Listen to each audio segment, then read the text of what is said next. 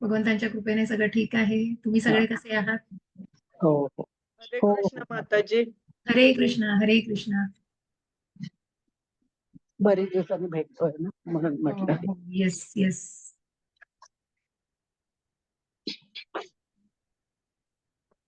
तर आपण दुसऱ्या अध्यायाच्या 40व्या श्लोकावरती आहोत. मला वाटतं 40वा श्लोक आपण पूर्ण केला होता आणि पुढे चाललो होतो. तर मी ती स्क्रीन शेअर करतेच, पण एक मिनिट.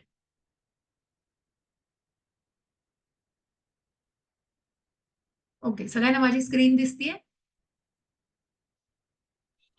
हो हो. 241 ना. Yes yes yes yes. मी आता इंग्लिश स्लाइडवर आहे, पण आपण मराठीच जशी आहे तशी भगवद्गीता पुन्हा रेफर करतच आहोत.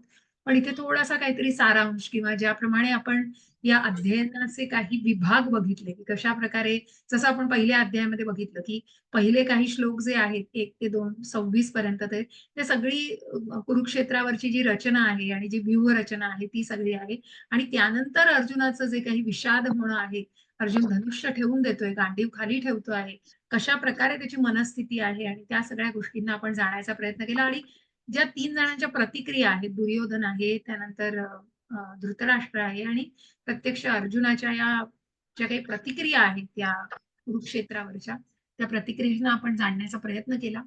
तर आता या पुढे आपण जे जाणतो आहोत, आपण अनेक कारणांना, जसं आपण म्हटलं अर्जुन विषाद योग, थोडीशी रिव्हिजन म्हणजे किंचितच मागे जाऊन मी सांगेन, की अर्जुनाचा विषाद होणं याला जी 5 कारणं होती महत्वाची, की अर्जुनाच्या मनामध्ये करुणा दाटून आली होती, दया दाटून आलेली होती, आपल्याच भावंडांबद्दल त्याच्या मनामध्ये अतिशय अमाप प्रेम असं होतं, कारण तो निर्मळ भक्त होता भगवंतांचा. आणि म्हणूनच अशा दयेमुळे, करुणेमुळे त्याला अजिबात युद्ध करण्याची इच्छा नव्हती. हे पहिलं कारण. त्यानंतर त्याच्या मनामध्ये कुठल्याही प्रकारचा आनंद त्याला वाटत नव्हता, की मी युद्ध जिंकलो तर मला काय आनंद वाटणार आहे? किंवा एक सामान्य जी काही काय म्हणतात ना आपण, की विचारसरणी जी असते, की मी जरी हे युद्ध जिंकलो तरी माझी शाबासकी द्यायला मला कोणीच उरलंच नाही तर काय उपयोग आहे हे युद्ध जिंकण्याचा? कोणासाठी जिंकायचं हे युद्ध? त्यानंतर अशा प्रकारे त्याला आनंद वाटत नव्हता. कुठेतरी मनामध्ये पापी भावना मनात होती. कारण गुरूंची हत्या झाली. जर पितामहांची हत्या आपल्याकडून झाली तर आपल्यावर पापाचं, आपल्या डोक्यावरती पाप धरलं जाईल ते.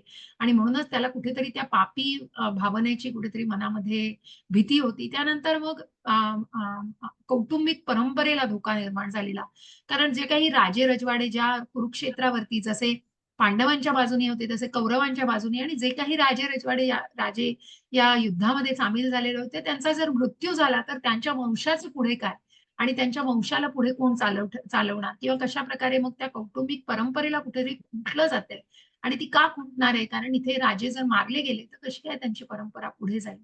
आणि मग सगळ्यात शेवटी की असमंजसपणा, की कशाप्रकारे या सगळ्या द्विधा मनस्थितीमुळे अर्जुनाचं मन हे असमंजस झालेले होते, विचार असमंजस झालेले, की मग तो म्हणून अर्जुनाने भगवंतांना आपला गुरु मानलेला आहे. आणि त्यानंतर मग ज्या प्रकारे, की तू माझा गुरु आहेस आणि मला निश्चित काय ते सांग. ज्या श्लोकामध्ये आपण 2.7 मध्ये बघितलेलं आहे, कार्पण्य दोषोपहत स्वभावा पृच्छामि त्वां धर्म सम्मूढ चेतः यच्छ्रेयस्यानिश्चितं ब्रूहि तन्मे शिष्यस्तेहं शाधी मां त्वां प्रपन्न. मी शरण आलेलो आहे तुला. कारण माझं मन अतिशय सैरभैर झालेलं आहे. द्विधा मनस्थिती झालेली आहे. मी युद्ध करू का नको करू? ही सुद्धा मला मनस्थिती, म्हणजे मला कळत नाहीये, की मी युद्ध करायला हवं की नाही? आणि म्हणून मग ज्या ज्या गोष्टींना भगवंताने मग जसं गुरु मानल्यानंतर, की एक गुरु शिष्याचं, जसं पहिल्या अध्यायामध्ये गुरुनी सगळं ऐकून घेतलेलं आहे शिष्याचं, आणि मग दुसऱ्या अध्यायापासून सुरुवात केलेली आहे भगवंतांनी ज्ञान देण्यासाठी. त्याचप्रमाणे इथे आपण बघतो आहोत, की प्रत्येक कारण जे आहे त्या कारणाला भगवंतांनी कशाप्रकारे, मी जरा म्यूट ठेवते, काही आवाज येत आहे आणि मग तुम्ही अनम्यूट होऊ शकता पुन्हा वाचण्यासाठी. तर अशा प्रकारे भगवंतांनी गुरु म्हणून जेव्हा अ, त्या शिष्याचा स्वीकार केलेला आहे अर्जुनाचा, तिथे नातंच बदलले हो त्यांचं. की एक जे सखा भावना होती, सखा म्हणजे साख्य रस हा अर्जुनाचाच आहे नक्कीच, की तिथे भगवंतांचा सखा येतो. पण इथे या कुरुक्षेत्रावरती जेव्हा ही सगळी अर्जुनाची मनस्थिती झालेली आहे, अशा मनस्थितीमध्ये भगवंतांना ते सांगतायत, की मला तुमच्याकडून काय तो योग्य असं मार्गदर्शन तुम्ही द्या आणि मला निश्चित काय ते सांगा, मी हे युद्ध करावं का न करावं? हे सगळे विचार माझ्या मनामध्ये येत आहेत. आणि म्हणून मग अर्जुनाला भगवंतांनी जे काही ज्ञान दिलेलं आहे त्या ज्ञानाचा जरा अगदी 2.10-11 पासून सुरू झालेला आहे, जिथे मनामध्ये करुणा का दाटून आलेली आहे. कारण तू जो विचार करतो आहेस तसं नाहीच आहे. मग अनेक श्लोकांवर आपण शरीर आणि आत्मा याचा जो संबंध आहे, या संबंधावर आपण अनेक श्लोक ऐकलेले आहेत. त्यानंतर मग पापी भावना कशाप्रकारे मनामध्ये नसावी, तुला आनंद वाटत नाही असं का नसावं? कारण आनंद वाटत नाही असं तू का म्हणू शकतोस? कारण तू युद्ध केलंस तरी तुला जिंकल्यानंतर पृथ्वीवर राज्य करायला मिळणार आहे आणि हरलास तरी तू पुण्यकर्माने हरलायस. त्याच्यामुळे तुला नक्कीच स्वर्गलोक प्राप्ती होणार आहे. कुठेतरी तुला आनंद न मिळणार असं म्हणण्याची गरजच नाहीये. त्याप्रमाणे भगवंत अर्जुनाचा प्रत्येक अप्रोच क्लिअर करतायत आणि कशाप्रकारे त्याच्या मनातले जे विचार आहे, तू असा विचार न करता तू असा विचार केला पाहिजे. आणि म्हणूनच अशा प्रकारे भगवंत अर्जुनाच्या मनातल्या अनेक गोष्टींना क्लॅरिटी देतात आणि त्याला समजावून सांगताहेत. आणि तिथेच पुढे जाऊन आपण म्हणतोय, की 2.40 पर्यंत आपण बघितलं, की मग जे पाप वाटू नये. कारण पाप हे कधी वाटणार आहे, जेव्हा काहीतरी अधर्म केलेलं आहे, कारण दुष्कृत्य केलेलं आहे, तेव्हा ते पाप वाटावं. पण इथे तर तू अधर्माच्या विरुद्ध रडतोयस, पापाच्या विरुद्ध रडतोयस आणि म्हणूनच असं सगळं करण्यामध्ये तू त्याला पाप म्हणू शकतच नाहीस. अधर्माच्या विरुद्ध लढतोयस, जिथे भगवंत प्रत्यक्ष कशासाठी या पृथ्वीवर अवतरतायत? प्रत्येक युगामुगामध्ये का अवतरतायत? परित्राणाय साधूनां विनाशाय च दुष्कृतां धर्म संस्थापनार्थाय संभवामी युगे युगे. कारण या दुष्कृतांचा नाश करायचा आहे. या धर्माची पुनर्स्थापना करायची आहे. या सगळ्यासाठी भगवंत पुन्हा पुन्हा या सृष्टीवर आपलं धारण करत आहेत, रूप धारण करत आहेत.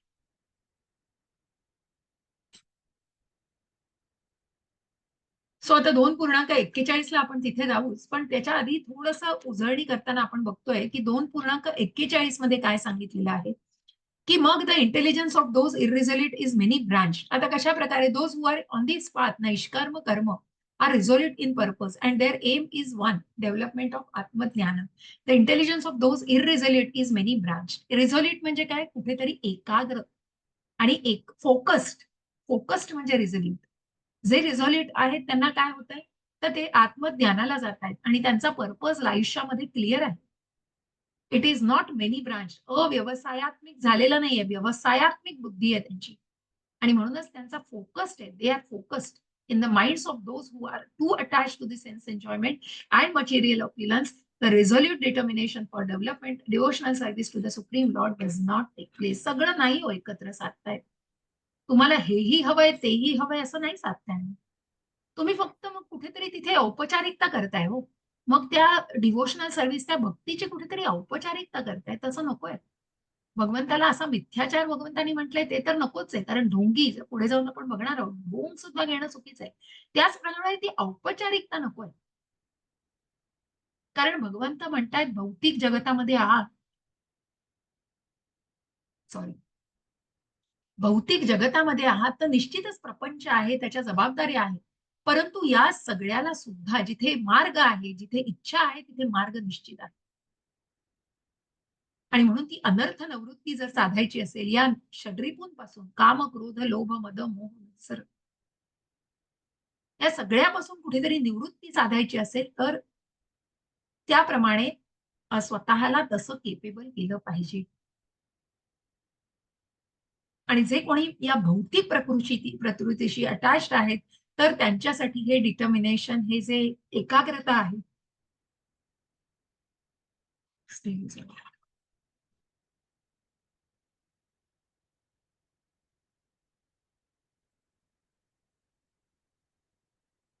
एक सेकंद द्या मला.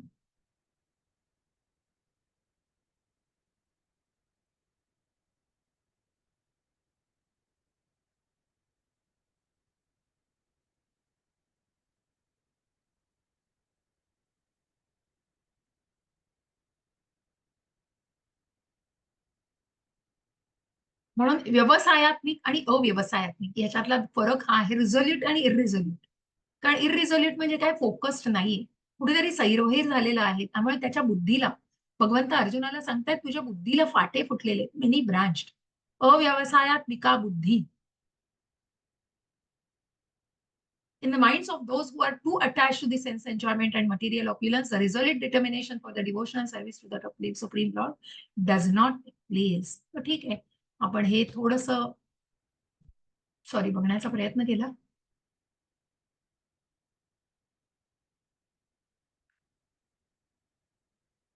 ठीक आहे. तर जशी आहे तशी भगवद्गीता याच्यातला हा 40वा श्लोक आपला चालू आहे आणि मला वाटतं 40व्या श्लोकाच्या पुढे गेलेलो आहोत आपण का आधीच आहोत?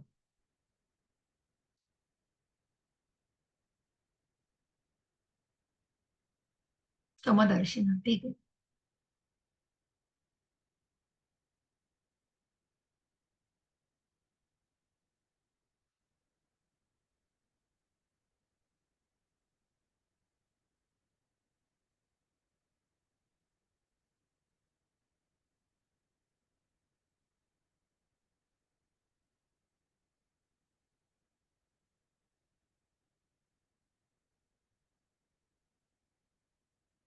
ठीक आहे. थोडंसं मागे जाताना मी बघत होते, की काही रिव्हिजन घेण्याची गरज आहे का? तर आपण हे जी कारणांची मीमांसा ऐकलेली आहे भगवंतांकडून, तर या कारण मीमांसा म्हणजे काय आहे? 1 सेकंद द्या मला. इकडे बाजूला.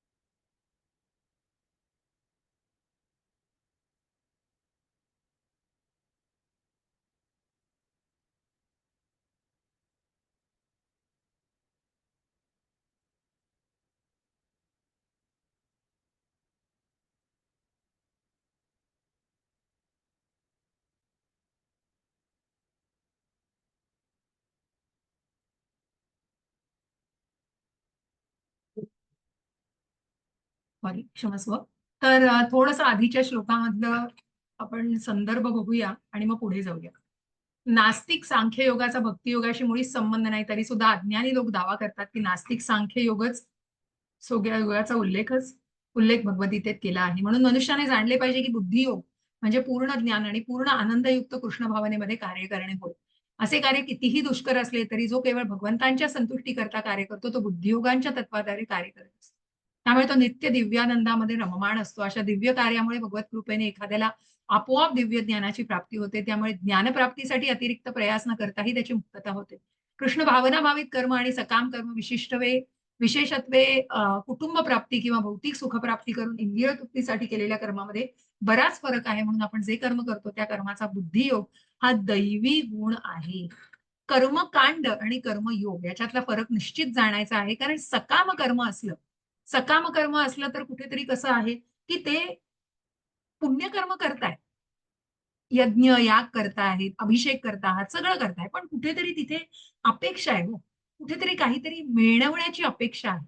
मग ते सकाम कर्म झालं. नुसतं कर्मकांड म्हणजे कर्म, मग ते कर्म तेवढ्यासाठीच केलं जातं ते वेगळं. किंवा मग तुम्ही म्हणाल कर्मकांड आणि सकाम कर्म ह्याच्यामध्ये बरीचशी साम्यता आहे. कारण सकाम कर्म हे कुठेतरी त्या फळांच्या उद्दिष्टाने आणि फळे मिळवण्याच्या उद्दिष्टाने केलं जातं. जिथे निष्काम कर्म हे कृष्ण भावनाभावित कर्म आहे. नैष्कर्म्य जसं की आपण त्यापासून मग ते कर्म करण्याचं काम करतोय, पण त्याची फळं मिळावीच अशा अपेक्षेने करणं हे कुठेतरी मग सकाम कर्मात येतं. म्हणून आपण जेव्हा सकाम कर्म आणि विकर्म हे जेव्हा बघतो, की अकर्म आणि विकर्म कर्म म्हणजे काय तर सकाम कर्म म्हणजे जे काही आपण कर्म करतो आहोत. मग डेली ऍक्टिव्हिटीज या सुद्धा कर्ममध्ये गणल्या जातात. अकर्म म्हणजे काय, तर निष्काम कर्म, आणि विकर्म म्हणजे काय, तर कुठेतरी नियमाविरुद्ध कर्म केलेलं आहे. आणि म्हणून मग या सकाम कर्माला आणि कृष्ण भावना भावित कर्माला निश्चित याच्यातलं तफावत जाणं. आणि म्हणून जे काही आपण कर्म करतो त्या कर्माचा बुद्धियोग हा दैवी गुण आहे. बुद्धियोग, आत्मसाक्षात्कारी भावना, बुद्धियोग. मग इथे अर्जुनाने पण थोडंसं गडबडला. अर्जुन मोमेंट ऑफ इनर्शिया कुठेतरी त्याला त्या गोष्टीचा अर्थ त्यांनी फक्त आपण म्हणतो ना, की कर्मयोग आणि बुद्धियोगात त्यांनी तफावत केलेली आहे इथे. आपण गेल्या वेळेला मला वाटतं बरचसं डिस्कशन केलं आणि तुम्हालाही थोडंसं याच्यामध्ये शंका होती. तर आपण पुढे गेलो त्याच्याप्रमाणे. पण इथे कुठेतरी कर्माचं म्हणजे कर्माचं जे काही आपल्याला जाणायचं आहे, ते कर्माचा अजूनही आपल्याला पुढे जाऊन कर्माचा खेळ जाणायचाच आहे. 4थ्या अध्यायामध्ये, 6व्या अध्यायामध्ये आपल्याला कर्माविषयी जाणून घ्यायचंच आहे. कारण इथे कुठेतरी कर्मयोग हा 6व्या अध्यायापर्यंत आहे. आपण कर्माच्या बद्दल जाणतो आहोत. म्हणून कर्म, अकर्म, विकर्म याचा फरकही आपण विश्लेषित स्वरूपामध्ये अजून 6व्या अध्यायामध्ये जाणणार आहोत.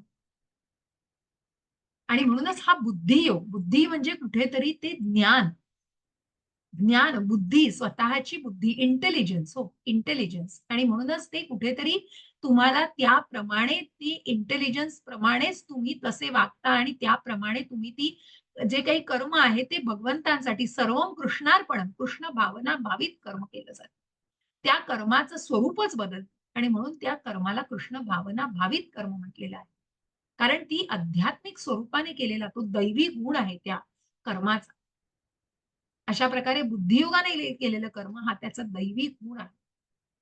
आता हे कशा प्रकारे आपल्याला जाणायचंय तर बघा, नेहाभिक्रमनाशोस्ति प्रत्यवायो न विद्यते स्वल्पमप्यस्य धर्मस्य त्रायते महतो भयात. वाचणार कोणी? हरे कृष्ण. हो, वाचते मी माताजी. मी वाच. ओके, ठीक आहे. वाचू एकेकीने का? वाचा. विनिता माताजी पहिले वाचतील, मग मिनल माताजी वाचतील. एकेकीने वाचा, नक्कीच सगळ्यांनी वाचा. हरे कृष्ण. हरे कृष्ण. या प्रयत्नात कोणतेही नुकसान किंवा ऱ्हास नाही आणि या मार्गातील अल्प प्रगतीनेही मनुष्याचे मोठ्या भयंकर भयापासून संरक्षण होऊ शकते. तात्पर्य: कृष्ण भावना भावित कर्म किंवा इंद्रिय तृप्तीची अपेक्षा न ठेवता श्रीकृष्ण प्रित्यर्थ केलेले कर्म हे दिव्य गुणयुक्त कर्म आहे. प्रारंभी असे कर्म जरी अत्यल्प असले तरी त्यामध्ये कोणतेही विघ्न येत नाही आणि अशा अत्यल्प कर्माचा कधी नाशही होत नाही. भौतिक स्तरावर केलेले कोणतेही कर्म पूर्ण करावेच लागते, नाहीतर त्यासाठी केलेले सारे प्रयत्न निष्फळ ठरतात. परंतु कृष्ण भावनेत प्रारंभ केलेले कर्म जरी पूर्ण झाले नाही तरी त्याचा परिणाम शाश्वत काळासाठी होतो. म्हणून असे कृष्ण भावनायुक्त कर्म करणाऱ्याचे कर्म जरी अपूर्ण राहिले तरी त्याची हानी होत नाही. कृष्ण भावनेमध्ये केलेले 1% कर्मही शाश्वत काळासाठी असते. म्हणून अशा कर्माचा जेव्हा पुन्हा आरंभ होतो तेव्हा ते 2% पुढे सुरू होते. परंतु भौतिक कर्म 100% झाल्या वाचून लाभदायक होत नाही. आज मिळाले आपले कर्तव्य काही प्रमाणात कृष्ण भावनेने केले होते. पण भगवंतांच्या कृपेने त्याला 100% फलप्राप्ती झाली. या संबंधी श्रीमद भागवतात 1.5.17 एक सुंदर श्लोक आहे. माताजी तुम्हाला वाचावं लागेल. हो, ठीक आहे. त्यक्त्वा स्वधर्मं चरणाम्बुजं हरेर्भजन् पक्वोऽथ पतेत् तत्तो यदि यत्र क्व वा भद्रं यत्र क्व वा भद्रमभु मनुष्य दूतमुष्य किं को वार्थ आप्तो भजतां स्वधर्मतः. इथे कुठेतरी ती संधी फोडे. वा वा भद्रम भूतमुष्य. ठीक आहे. किंको वार्थ आप्तो भजतां स्वधर्मतः. ठीक आहे, वाचा माताजी. हरे कृष्ण. जर एखादा आपल्या नियत कर्मांचा त्याग करून कृष्ण भावनेमध्ये कर्म करतो आणि अशा कर्माची पूर्तता न झाल्यामुळे पतित झाला तर यामध्ये त्याचा काय तोटा होणार आहे? आणि ज्याने आपली भौतिक कर्म पूर्ण केली आहेत त्याचा त्याला काय फायदा होणार आहे? किंवा ख्रिश्चन म्हणतात त्याप्रमाणे मनुष्याला जरी संपूर्ण जगाची प्राप्ती झाली पण शाश्वत आत्माच जर गमवावा लागला तर त्या मनुष्याचा त्याला काय लाभ आहे? भौतिक कर्मे आणि त्यापासून होणारी फलप्राप्ती याचा शरीराबरोबरच अंत होतो. परंतु कृष्ण भावनेने केलेले कर्म मनुष्याला शरीराच्या नाशानंतरही कृष्ण भावनेकडेच घेऊन जाते. निदान पुढील जन्म मनुष्य योनीतच प्राप्त होण्यासाठी तरी निश्चित संधी त्याला असते. असा जन्म त्याला महान सुसंस्कृत ब्राह्मणाच्या घरी किंवा एखाद्या श्रीमंत वैभवशाली कुटुंबात मिळतो, ज्यामुळे त्याला कृष्ण भावनेत पुन्हा उन्नत होण्याची संधी मिळते. कृष्ण भावनेत केलेल्या कर्माचा हाच अप्रतिम गुण आहे. हरे कृष्ण. भाविक्रमणाशोस्ति प्रत्यवायो न विद्यते स्वल्पमप्यस्य धर्मस्य त्रायते महत्त्वः स्वल्पमप्यस्य धर्मस्य. माताजी आवाज नीट येत नाहीये. हा, आवाज येत नाहीये नीट. आता येतोय का? मला वाटतं थोडं तुम्ही ह्याच्या माईकच्या जवळ यायला हवं. एक मिनिट हा, मी आवाज कमी आहे का बघते हा जरा. नाही, आवाज तर फुल आहे. आहे का? नाही, येतोय माईक आवाज? माईक पासून तुमचा डिस्टन्स जरा मला वाटतं लांब पडला तरी पण फरक पडत असावा. ठीक आहे. आता येतोय आवाज? बरं, हो, आमच्यातून better एक आहे, मोर्चा better. बेटर चाललाय. आहे, बेटर. आता better आहे? आमच्या इथे रस्त्यावरून एक मोर्चा चाललाय, त्यामुळे मला आवाज त्याचा जास्ती येतोय. Okay okay. आता येतोय का आवाज? हो, हो, आता आता बेटर आहे. बेटर आहे, आता बेटर आहे. better आहे? ठीक हो आहे. हो हो ओके. माताजी. हरे कृष्ण. थँक्यू. No problem. हरे कृष्ण. मला परत सांगा वाटलं काही तर, कारण नेटवर्क इश्यू हा येत राहतो मधून मधून, तरी पण सांगा नक्की. ठीक आहे. सो स्वल्पम अप्यस्य धर्मस्य म्हणजे काय, की स्वल्पम की कितीही अगदी छोट्यातलं छोटं काम जरी केलं आणि ते भगवंतांच्या सेवेमध्ये केलं तर निश्चितच मोठ्यातल्या मोठ्या संकटापासून सुद्धा संरक्षण होऊ शकतं. हे मनुष्याने जाणलं पाहिजे. आणि म्हणूनच जर प्रारंभी असे कर्म जरी अत्यल्प असले त्यामध्ये कोणतेही विघ्न येत नाही आणि अशा अत्यल्प कर्माचा कधीही नाश होत नाही. आता कसं होतं, की इथे कुठेतरी भौतिक आणि आध्यात्मिकतेमध्ये परत दाखवलेलं आहे भगवंतांनी. प्रभुपादांनी खूप सुंदर प्रकारे समजावून सांगितलंय ते आपल्याला. कारण भौतिक कर्म जे आहे ना, त्या भौतिक कर्माला अपूर्ण राहून चालत नाही. कारण त्याची पूर्तता 100% झाल्यानंतरच पूर्तता होते. त्याचा परिणाम शाश्वत काळासाठी मग त्यासाठी केलेले सारे प्रयत्न जर ते 100% नाही केलं, अपूर्ण ठेवलं, तर त्याच्यासाठी केलेले प्रयत्न निष्फळ ठरतात. म्हणजे मग पूर्ण करायचं नाहीये, तर मग जो काही अपूर्णतेसाठी वेळ घालवलाय तो वेळ निष्फळ ठरतो. परंतु हेच जर आध्यात्मिकतेमध्ये, कृष्ण भावनेमध्ये एखादी छोट्यातलं छोटं काम जरी केलं, तरी ते अल्प वाटत असलं आणि ते अपूर्ण राहिलं तरी निश्चितच त्याचे परिणाम त्या कर्माच्या पूर्ततेनंतर किंवा अपूर्ततेनंतर सुद्धा आपल्याला अनुभवास येतात. जरी ते कर्म अपूर्ण राहिलं तरी पण पुढे त्याचा जेव्हा त्याचे पुन्हा त्या कर्माचा प्रारंभ होतो तेव्हा ते त्या पर्टिक्युलर टक्क्यापासून 5%, 10% पूर्ण झालं असेल तर ते 11व्या टक्क्यापासून 15व्या टक्क्यापासून अशा प्रकारे सुरू होतं.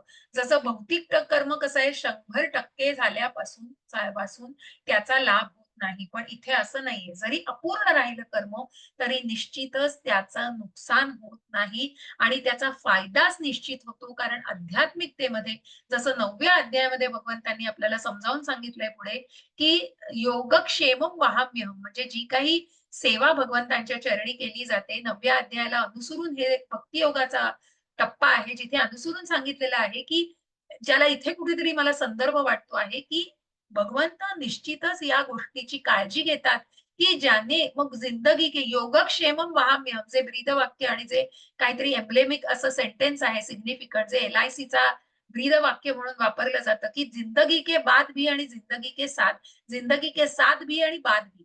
आणि म्हणून इथे म्हटलेलं आहे, की कितीही म्हटलं तरीही त्याची हानी होत नाही आणि ते कर्म 1% शाश्वत काळासाठी असते. म्हणून अशा कर्माचा जेव्हा पुन्हा प्रारंभ होतो, तेव्हा ते दुसऱ्या टक्क्यापासून सुरुवात होते. आणि म्हणूनच अशा प्रकारे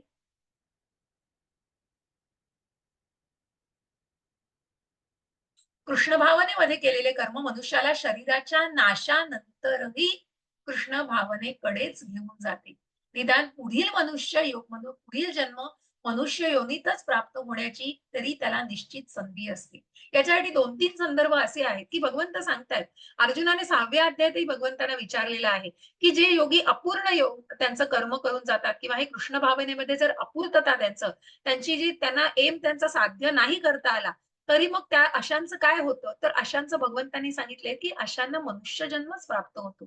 मग त्यांना श्रीमंत घरामध्ये जन्म प्राप्त होतो किंवा आध्यात्मिक फॅमिलीमध्ये जन्म प्राप्त होतो किंवा अशा उच्च सुशिक्षित अशा फॅमिलीमध्ये जन्म प्राप्त होतो. जसं मी भागवताबद्दल सांगितलं की भागवत जर या जन्मी तुम्ही आता ज्यांची परिस्थिती असेल आणि ज्यांना शक्य असेल त्यांनी भागवत जर आपल्या संग्रही ठेवलं तर पुढचा जन्म निश्चित असा असेल की त्यांना भागवत घेण्याची गरज पडणार नाही. भागवत असलेल्याच घरात त्यांचा जन्म मिळेल. अशा प्रकारे भागवताबद्दल सांगितलं जातं. कारण भागवत हे भगवंतांची स्तुती आहे हो. आणि प्रत्यक्ष भगवंतांबद्दल सांगितलेलं आहे आणि जे काही ज्ञान त्याच्यामधून मिळणार आहे, अशा या भागवताची महती खूप थोर आहे. आणि म्हणूनच इथे भगवंत सांगता आहेत की कृष्ण भावाने मध्ये केलेल्या कर्माचा हा अप्रतिम असा गुण आहे की निदान प्रभुपाद तेच म्हणतात हो, की जेव्हा आपण म्हणतो we are fortunate enough to get this association, मग या असोसिएशन मध्ये स्वतःला या आध्यात्मिकतेमध्ये कुठेतरी प्रगत करायचं आहे. हे जरी आपण उद्दिष्ट स्वतःच्या मनाशी धरलं आणि आपण at least we are the beginners, आपण कुठेतरी प्राथमिक अवस्थेमध्ये आहोत, पण निदान आपण नशीबवान आहोत की त्या सुदैवी आहोत की आपल्याला ही प्राथमिक अवस्था, या प्राथमिकतेमध्ये तरी आपण आलेलो आहोत. की निदान असे अनेक जन्म जातील आणि आपल्याला निदान पुढचा जन्म ही मनुष्याचा मिळेल, की आपण हे आपलं कर्म असंच पूर्ण करू शकू आणि अशीच आपलं जे काही पुण्यकर्म आहे, जे काही कृष्ण भावित कर्म जर कुठेतरी अपूर्ण राहिलेलं असेल, अधुरं राहिलेलं असेल, तर ते आपण निश्चितच 40% पूर्ण झालं असेल, तर ते पुण्यकर्म 41व्या टक्क्यापासून सुरू होईल. अशा प्रकारे असा जन्म त्याला महान सुसंस्कृत ब्राह्मणाच्या घरी किंवा श्रीमंत वैभवशाली कुटुंबात जन्म मिळतो आणि कृष्ण भावनेमध्ये पुन्हा उन्नत होण्याची त्याला संधी मिळते. म्हणजे निदान या जन्मामध्ये एवढं तरी कर्म निश्चित करण्याचा प्रयत्न करा की पुढचा जन्म निदान मनुष्य जन्म मिळेल. मग अनेक जन्म सुद्धा घ्यायला लागतील हो. पण यासाठीच हा दुर्मिळ मनुष्याचा जन्म, कारण 84 लक्ष योनींमध्ये 4 लाख लक्ष हे भगवंतांनी मनुष्य योनींचे सांगितलेले आहे. मग त्याच्यामध्ये ब्रह्मा तत्व सुद्धा आलंय जे जीव तत्व आहे. आणि म्हणून अशा या मनुष्य योनीमध्ये जन्माला येणं ही सुद्धा कुठेतरी विशिष्टता आहे. आणि त्याचा प्रयत्न हा डिव्होशनल सर्व्हिस आणि या चॅन्टिंग मार्फतच आपण करत असतो. अशा प्रकारे मग जसं म्हटलं की छोट्यातलं छोटं कर्म, याच्यासाठी छान गोष्ट आपल्याला 18 दिवसाचे अध्याय करताना पण आपण ऐकली असेल. एका उंदराची गोष्ट सांगितली गेली होती किंवा खारुताईचा वाटा हो. खारुताई एवढीशी हनुमानाला म्हणता, अरे तिला चिडवू नकोस रे, ती सुद्धा करते ही भगवंतांची सेवाच आहे आणि त्या भगवंतांच्या सेवेमध्ये तिने स्वतःला घडवून घेतलेला आहे. आणि म्हणूनच जसं एका उंदीर मामा असतो आणि तो उंदीर मामा ही पुराणामधली गोष्ट आहे. तर या उंदीर मामाला खाण्याची भूक लागलेली असते, चेरी खूप आवडत असतात. तर एका देवळामध्ये दिवा जळत असतो आणि त्याला तो दिवा त्या चेरीप्रमाणे भासतो आणि म्हणूनच तो कुठेतरी मिळमिळत असतो. मग तो मिळमिळता दिवा त्याला बघवत नाही आणि त्याला वाटतं आपली चेरी आपल्यापासून दूर जाते, म्हणून तो त्या चेरीला वाजवायला जातो आणि त्या वाचवायच्या प्रयत्नामध्ये कुठेतरी तो त्या दिव्यामध्ये गरम तेलामध्ये पडतो आणि त्याचा मृत्यू होतो, तो होरपळतो त्याच्यामध्ये. पण ती वात न विझू द्यावी यासाठी त्यांनी केलेले ते प्रयत्न असतात, निष्फळ ठरत नाही. कारण त्या उंदराला मोक्ष मिळतो जेव्हा तो तडफडत त्या गरम तेलामध्ये मरतो, तर परंतु त्याला मोक्ष प्राप्ती मिळते. हे इथे जाणणं खूप गरजेचं आहे. म्हणून स्वल्पम अप्यस्त धर्मस्य त्रायते महतो भयात. सुषमा सायली माताजींनी हँड रेस केलेला काही प्रश्न विचारायचे आहेत माताजी? हो माताजी, मला असं विचारायचं होतं की छोट्यातले छोटे काम म्हणजे काय नेमकं? तिथे मला तुम्ही एक्झाम्पल देऊ शकाल का? आता मी जसं सांगितलं बघा त्या उंदराची गोष्ट, की उंदराची गोष्टीमध्ये ती वात विझवायला जातो. नाही सॉरी, वात नाही, दिवा तळत असतो. आणि आपल्या मनुष्य प्राण्याला लागू असणारे काम. अच्छा, मनुष्य प्राण्याला लागू असलेले, ठीक आहे. त्याच्यामध्ये सुद्धा तुम्ही बघा की मनुष्य जन्मामध्ये तुम्ही आहात, मग तुम्ही जे आध्यात्मिक कर्म करता आहात, मग जशा सेवा सांगितलेल्या आहेत, 9 सेवा सांगितलेल्या आहेत, श्रवणम, कीर्तनम, अर्चनम, वंदनम, पाद्य सेवनम, साख्यम, दास्यम, आत्मनिवेदनम, काहीतरी राहिलं माझं स्मरणम. या सुद्धा नवविध भक्तीच्या सेवा आहेत. आणि या सेवा करताना सुद्धा कुठेही अपूर्तता, मग तुम्ही श्रवण करता आहात, तुम्ही भगवद्गीतेचं श्रवण करता आहात, ही सुद्धा मोठ्यातली मोठी सेवा आहे. तुम्ही केलेली एक सेवा आहे. ती जरी कुठे अपूर्ण राहिली तरी कुठेही नुकसान होत नाही तुमचं. अशा प्रकारची भगवंतांसाठी केलेली कुठलीही सेवा, अगदी छोट्यातलं म्हणजे जसं आपण म्हणतो ना, की आता मोठा समारंभ असेल, भगवंतांनी 12व्या अध्यायात खूप सुंदर प्रकारे आपल्याला ऑप्शन्स दिलेले आहेत. मग तिथे त्या भक्ती योगामध्ये आपल्याला भगवंतांच्या सेवा जाणता येते. पण त्याही आधी तुम्ही दिलेल्या प्रश्नाचं मी थोडंसं माझ्या प्रयत्नांनी उत्तर देऊ इच्छिते आणि नाहीच तुमच्या मनाचं समाधान झालं, मी आमच्या सीनियर डिव्होटीजना सुद्धा विचारेन, की अजून कशा प्रकारचं कर्म. पण ज्या काही ज्ञानाने मी तुम्हाला सांगू इच्छिते, की छोट्यातलं छोटं कर्म म्हणजे भगवंतांसाठी मग तुम्ही जे मंदिरामध्ये जाता, मंदिरामध्ये तुम्ही भोग अर्पण केलेला आहे, तुम्ही दिवा लावलेला आहे, दिवा लावून साधी भगवंतांच्या चरणी मग भगवंत सांगतात, "ओ मन्मनाभव मद्भक्तो मध्याजिह्वा नमस्कुरु." की 2 हात आणि तिसरं मस्तक हो भगवंतांच्या चरणी जरी तुम्ही ठेवलत तरी ही भगवंतांची केलेली सेवा आहे. आणि ही सेवा सुद्धा तुम्हाला त्रायते महतो भयात, की अगदी मोठ्यातल्या मोठ्या संकटातून सुद्धा वाचवू शकेल. कारण भगवंतांसाठी भक्त हे विशेष असतात.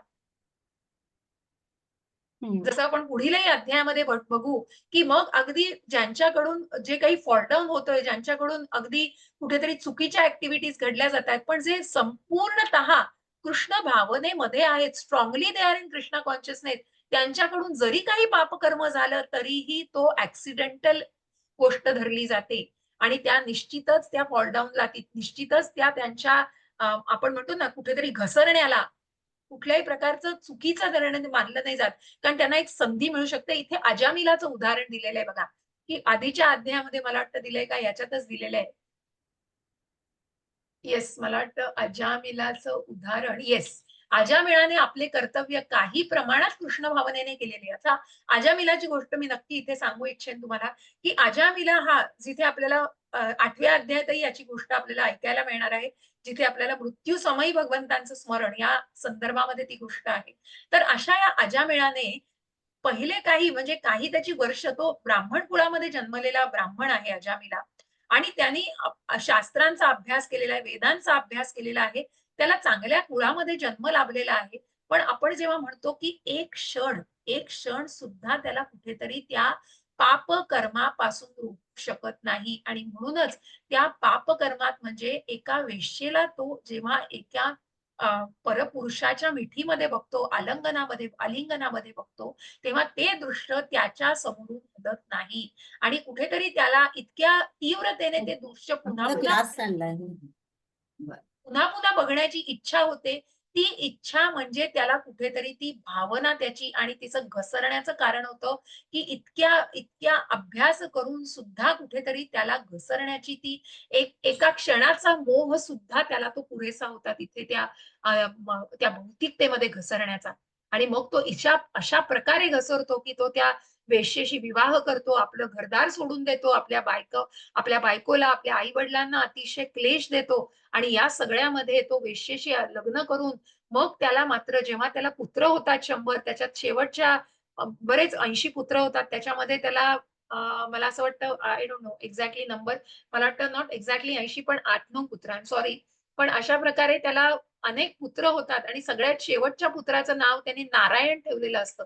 मग हे नारायण नाव ठेवण्यामागे सुद्धा कुठेतरी त्याला त्याच्या पूर्वजन्मी त्याच्या ज्या काही आधीच्या काळामध्ये त्यांनी केलेलं कृष्ण भावना भावित कर्म किंवा त्यांनी केलेलं पुण्यकर्म हे निश्चितच त्याला आडवं आलं तिथे आणि म्हणूनच शेवटी सुद्धा जेव्हा विष्णुदूत आणि जेव्हा यमदूत घ्यायला येतात तेव्हा त्यांच्यामध्ये सुद्धा बोलाचाली का होतात कारण त्याने सगळ्यात शेवटी मृत्यू समय जेव्हा तो देह टाकत असतो देह जेव्हा जीर्ण देहाला टाकत असतो त्या क्षणी त्याच्या तोंडून नारायणाचं नाव येतं कुठल्याही इंटेन्शनी म्हणजे भगवंतांचं नाव घेण्याच्या इंटेन्शनी नाही तर त्या नारायणाला बोलवून त्याला काहीतरी मागत असतो तो कारण तो अंथरुणाला खेळलेला असतो त्याला कुठल्याही गोष्टी घेण्याची शक्य नसतं आणि त्याच्यामुळे तो सतत नारायण नारायण हे दे ते दे हे दे ते दे सतत त्याच्याकडे काही ना काहीतरी मागून त्याची सेवा घेत असतो आणि अशा प्रकारे या नारायण इतक्या या शब्दाला त्याने एकदा जरी उच्चारलं तरीही त्याला हा पुढची संधी मिळालेली आहे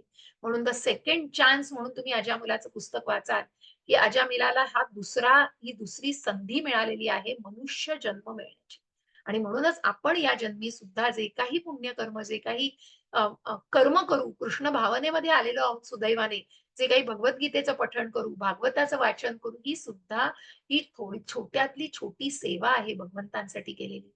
भगवंतांना कुठेही मोठी सेवा अशी कुठलीही अपेक्षित नाहीये. कारण भगवंतांनी 9व्या अध्यायात पुढे जाऊन सांगितलंय, पत्रम पुष्पम फलम तोयम यो मे भक्त्या प्रगच्छति. कारण की कशा प्रकारे भक्ताकडून फक्त एवढीच अपेक्षा आहे. भगवंतांना कुठेही काही जास्त डिमांडिंग नाहीये तो. भगवंतांनी स्वीकार तर सगळ्यांचा केलाय, पण एखादी पान, फळ किंवा फूल आणि अगदीच कोणाकडे गरीबाकडे काहीच नाहीये, तर तो एक पळीभर पाणी सुद्धा भगवंतांना अर्पण करू शकतो.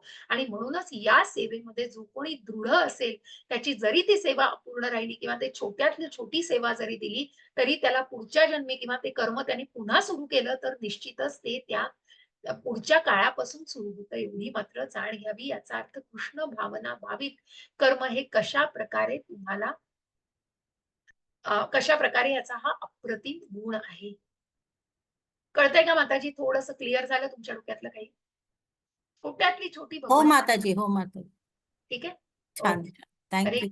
हरे कृष्ण. हरे कृष्ण. श्लोक क्रमांक 41. व्यवसायात्मिका बुद्धी रेकेह कुरु नंदन बहुशाखाह्यनन्ताश्च बुद्धयो व्यवसायिनाम. हरे कृष्ण. मीनल माताजी, वाचू मी शकता? म्हणते, हरे कृष्ण. जे या मार्गावर असतात त्यांची बुद्धी दृढनिश्चयी असते आणि त्यांचे ध्येयही एकच असते. हे प्रिय कुरुनंदन, जे डळमळीत वृत्तीचे असतात त्यांच्या बुद्धीला अनेक फाटे फुटलेले असतात. तात्पर्य: कृष्ण भावनेद्वारे एखाद्याची जीवनाच्या परमोच्च सिद्धीप्रत उन्नती होऊ शकते. या विश्वासालाच व्यवसायात्मिका बुद्धी असे म्हटले जाते. चैतन्य चरितामृतात सांगितले आहे की श्रद्धा शब्दे विश्वास कहे सुदृढ निश्चय कृष्णे भक्ती कैले सर्व कर्म कृत हय. श्रद्धा म्हणजे उदात्त गोष्टींवरती दृढ विश्वास होय. जेव्हा मनुष्य कृष्ण भावना भावित कर्म करू लागतो, तेव्हा भौतिक जगाशी संबंधित असणाऱ्या वंश परंपरा, मानवता किंवा राष्ट्रीयता इत्यादींच्या प्रती त्याने कोणतेही कर्तव्य करण्याची गरज नाही. गतकाळात केलेल्या शुभ अथवा अशुभ कार्यामुळे तो सकाम कर्मामध्ये मग्न होतो. जेव्हा त्याच्यामध्ये कृष्ण भावना जागृत होते, तेव्हा त्याला आपल्या कार्यांमध्ये चांगले फळ मिळविण्यासाठी प्रयत्न करण्याची आवश्यकता नाही.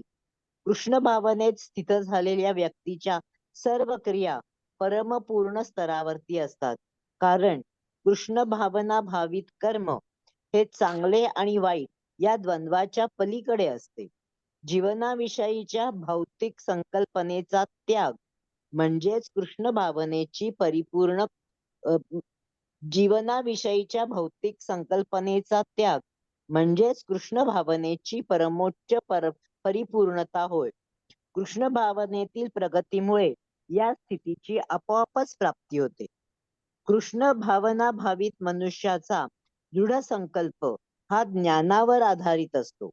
वासुदेव सर्वम इति स महात्मा सुदुर्लभः. कृष्ण भावना भावित व्यक्ती ही एक दुर्मिळ महात्मा आहे, कारण ती पूर्णतया जाणते की वासुदेव किंवा श्रीकृष्ण हे अस्तित्वातील सर्व गोष्टींचे मूळ आहेत.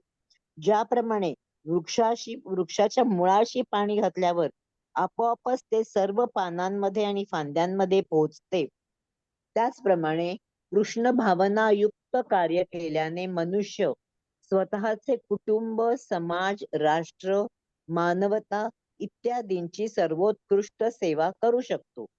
एखाद्याच्या कर्मामुळे जर श्रीकृष्ण संतुष्ट झाले तर सर्वजण संतुष्ट होऊ शकतील.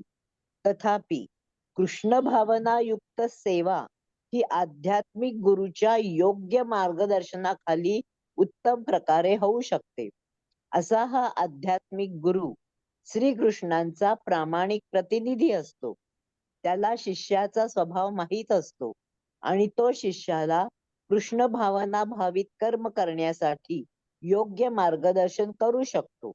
म्हणून कृष्ण भावनेत पारंगत होण्यासाठी मनुष्याने श्रीकृष्णांच्या प्रतिनिधीच्या आदेशांचे दृढ निश्चयाने पालन करणे आवश्यक आहे. तसेच गुरुच्या उपदेशांचा त्याने जीवनाचे ध्येय म्हणून स्वीकार केला पाहिजे. श्रील विश्वनाथ चक्रवर्ती आपल्या प्रसिद्ध गुरुवाष्टकामध्ये सांगतात की यस्य प्रसादात भगवत प्रसादो यस्या प्रसादान्न गती कुतोपि ध्यायन् स्तुवन्तस्य यशस्ति संध्यम वंदे गुरोः श्रीचरणारविंदम. आध्यात्मिक गुरूंना संतुष्ट केल्याने पुरुषोत्तम भगवान संतुष्ट होतात आणि त्यांना संतुष्ट केल्याशिविना कृष्ण भावनेप्रत उन्नत होण्याची संधी नाही. म्हणून त्यांचे दिवसातून 3 वेळा ध्यान करून त्यांच्याकडे कृपा याचना करणे आणि त्यांना सादर वंदन करणे आवश्यक आहे. परंतु ही संपूर्ण पद्धती देहात्म बुद्धीच्या पलीकडे असणाऱ्या आत्म्याच्या केवळ सैद्धांतिक ज्ञानस्तरावर नसून परिपूर्ण ज्ञानावर आधारित आहे. अशा ज्ञानामुळे सकाम कर्माद्वारे प्राप्त होणाऱ्या इंद्रिय तृप्तींची संधीच नष्ट होते. ज्याचे मन दृढ निश्चयी नाही तो विविध प्रकारच्या सकाम कर्मांद्वारे आकर्षित केला जातो. हरे कृष्ण. माताजी व्यवस्थित वाचलं जात आहे ना? आवाज ऐकू येतोय माताजी सगळ्यांना? हो व्यवस्थित व्यवस्थित. हरे कृष्ण व्यवस्थित.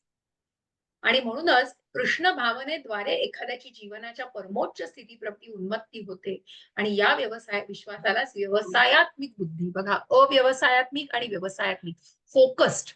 कारण कुठेही बुद्धीला फाटे फुटलेले नाही. ज्याप्रमाणे आता भगवंत अर्जुनाला सांगतायत की तुझी बुद्धी फोकस्ड नाहीये, तुझ्या बुद्धीला फाटे फुटलेले आहेत, ती अव्यवसायात्मिक झालेली आहे. आणि म्हणूनच भगवंत याचा कुठेतरी संदर्भ जेव्हा आपण चैतन्य चरितामृतामध्ये बघतो तेव्हा आपल्याला हा श्लोक दिलेला आहे, ज्याचं विश्लेषण अशा प्रकारे की श्रद्धा जसं आपण म्हणतो की भक्तीचा पहिला टप्पा श्रद्धा आहे. जेव्हा मनुष्य कृष्ण भावना भागित कर्म करू लागतो, भौतिक जगताशी संबंधित असणाऱ्या वंश, परंपरा, मानवता, राष्ट्रीयता इत्यादी प्रती, म्हणजे कसं होतं माहितीये का की एखादी गोष्ट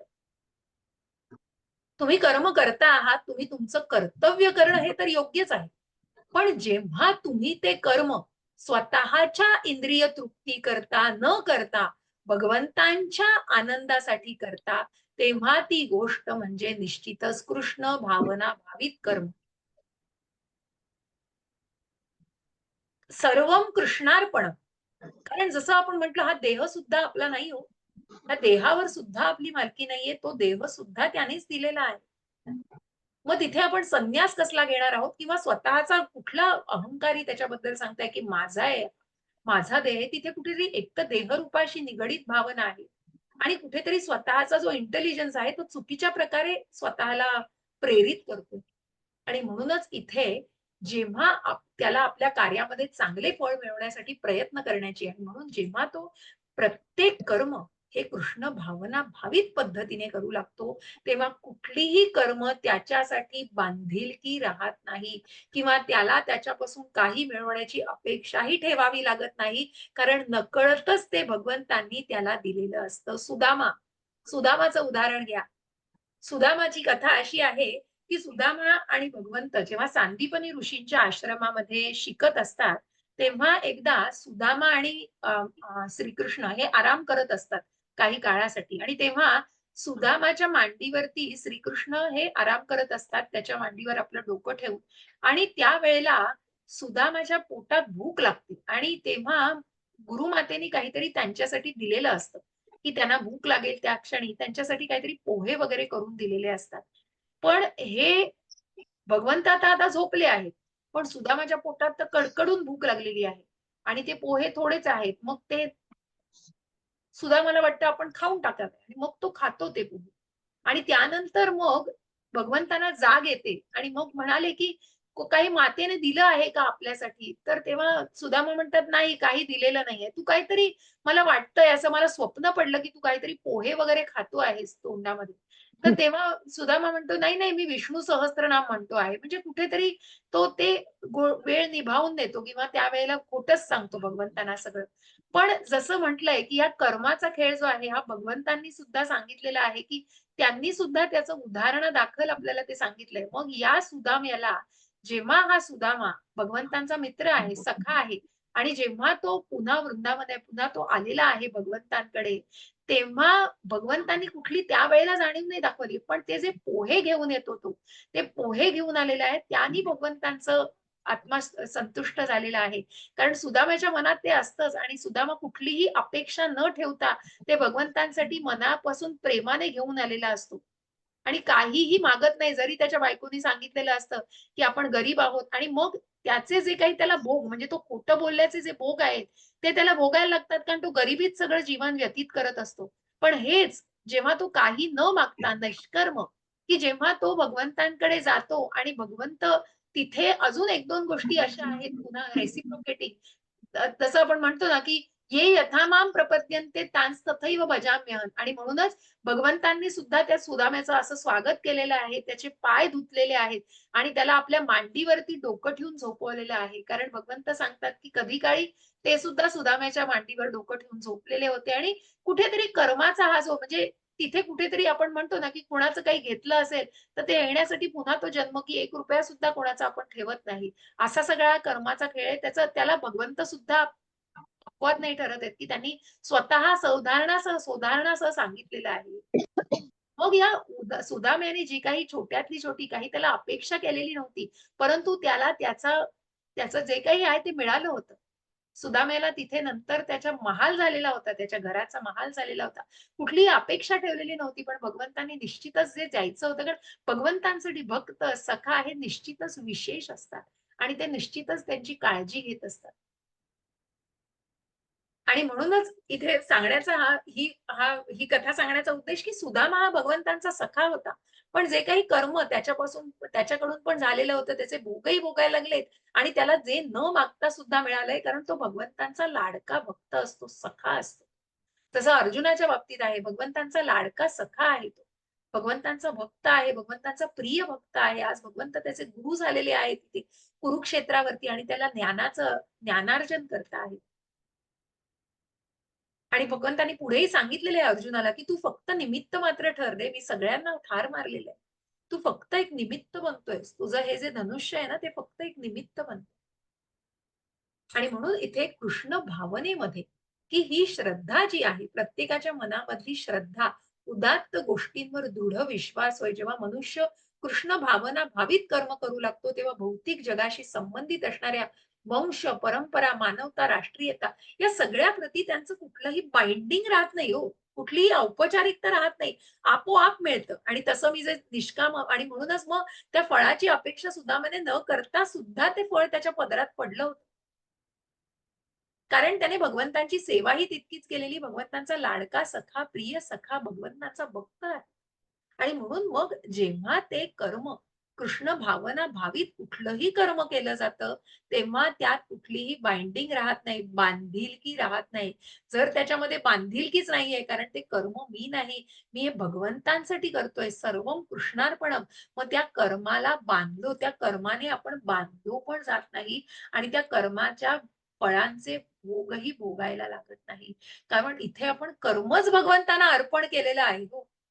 अशा प्रकारे आपण त्या फळांची अपेक्षा न करता निष्काम पद्धतीने ते कृष्ण भावना भावित कर्म केलेलं आहे आणि म्हणूनच इथे त्याच्यामुळे ती प्रगती निश्चितच साध्य होते.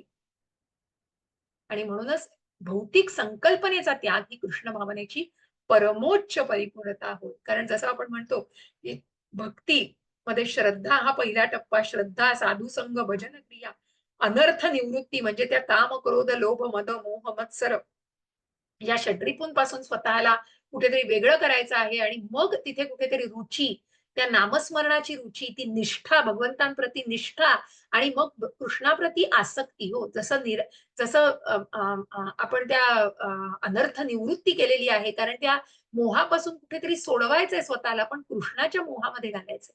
कृष्णाप्रती आसक्ती निर्माण करायची आणि मग तो भाव आला पाहिजे मनात. ती भावभक्ती आणि भगवंतांशी जोडलं जाणं. तो अतिशय प्रेमाचा भाव भगवंतांसाठी अर्पण करणं आणि म्हणून जे भगवंतांचे भक्त आहेत ना, ते भगवंतांच्या त्या भगवान त्या मनुष्य अशा जन्माशीच निगडीत असतात आणि भगवंतांची अगदी यथेच्छ सेवा करण्यामध्ये ते आपलं जीवन व्यतीत करत असतात. आणि म्हणूनच ही कृष्ण भावनेच्या मधील प्रगतीमुळे या स्थितीची आपोआप प्राप्ती होते. कृष्ण भावना भावित मनुष्याचा दृढ संकल्प हा ज्ञानावर आधारित असतो.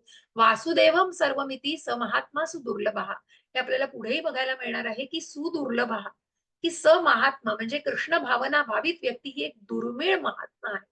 कारण ती पूर्णतया जाणते की वासुदेव किंवा श्रीकृष्ण हे अस्तित्वातील सर्व गोष्टींचं मूळ आहे. 10व्या अध्यायामध्ये भगवंत स्वतःचं ऐश्वर्य दाखवतातच आहे. पण तिथे भगवंत सांगतायत शेवटच्या श्लोकामध्ये, अरे तू एवढं सगळं वैभव ऐश्वर्य कशाला बघायचंय तुला, जिथे मी एका अंशातून सगळ्या विश्वाला व्यापलेला आहे, जिथे प्रत्येक जीवाच्या हृदयामध्ये परमात्माच्या रूपाने मी तिथे उपस्थित आहे. आणि म्हणूनच ज्याप्रमाणे वृक्षांच्या मुळाशी की असा हा दृढ संकल्प की ती पूर्णतया जाणते की दुर्मिळ महात्मा जी व्यक्ती आहे ती पूर्णतः जाणते की वासुदेव किंवा श्रीकृष्ण हे जगतातील सगळ्या गोष्टींचं मूळ आहे. आणि म्हणूनच या कृष्णाची भक्ती करणं हे सगळ्याची भक्ती करणं हेच होतं. वृक्षाच्या मुळाशी पाणी घातल्यावर आपोआपच ते सर्व पानांमध्ये फांद्यांमध्ये पोहोचते. त्याचप्रमाणे कृष्ण भावना भाविक कर्म केल्याने मनुष्याचे कुटुंब, समाज, राष्ट्र या सगळ्या गोष्टींच्या या सगळ्या स्तरावरती निश्चितच तो योग्यपणे स्वतःला व्यवस्थितपणे सांभाळू शकतो आणि निश्चितच त्यापासून मिळणाऱ्या फळांपासूनही तो वंचित राहत नाही, परंतु त्याची अपेक्षा त्याने केलेली नसते. आणि म्हणूनच अशा प्रकारे कृष्ण भावनेत पारंगत होण्यासाठी मनुष्याने श्रीकृष्णांच्या प्रतिनिधींच्या आदेशाचे दृढ निश्चयाने पालन केले पाहिजे. तसेच गुरूंच्या उपदेशांचा त्याने जीवनाचे ध्येय म्हणून स्वीकार केला पाहिजे. कारण ही व्यवसायात्मक बुद्धी आहे आणि त्या बुद्धीने जर स्वतःला फोकस्ड ठेवलं, सेंटर ठेवलं, श्रीला विश्वनाथ चक्रवर्ती यांनी सुद्धा आपल्याला या गुरुभाष्टकामध्ये सांगितलेलं आहे. आणि आध्यात्मिक गुरूंना संतुष्ट केल्याने पुरुषोत्तम श्री भगवान संतुष्ट होतात. कारण भगवंतांसाठी त्यांचे भक्त हे नेहमीच विशेष असतात. म्हणून भगवंतांपेक्षा सुद्धा भक्तांची सेवा केली तर भगवंत जास्त संतुष्ट होतात. त्यांचे दिवसातून 3 वेळा म्हणजे ध्यान करणं, कृपा याचना करणं, सादर वंदन करणं, हे सगळे आपले दिनचर्या पाहिजे. आणि म्हणून ही सर्व पद्धती देहात्म बुद्धीच्या पलीकडे असणाऱ्या आत्म्याच्या केवळ सैद्धांतिक ज्ञान स्तरावर नसून परिपूर्ण ज्ञानावर आधारित आहे. कारण इथे कुठेतरी आपण बघतोय की देहात्म बॉडीली कन्सेप्टची आधारित नाहीये. मी शरीर नाही आत्मा आहे हे त्यांनी कुठेतरी स्वीकारलेलं आहे. आणि अशा ज्ञानामुळे सकाम कर्माद्वारे प्राप्त होणाऱ्या इंद्रिय तृप्तीची संधी स्पष्ट होते. ज्याचे मन दृढनिश्चयी नाही तो मात्र या सकाम कर्माकडे आकर्षित केला जातो.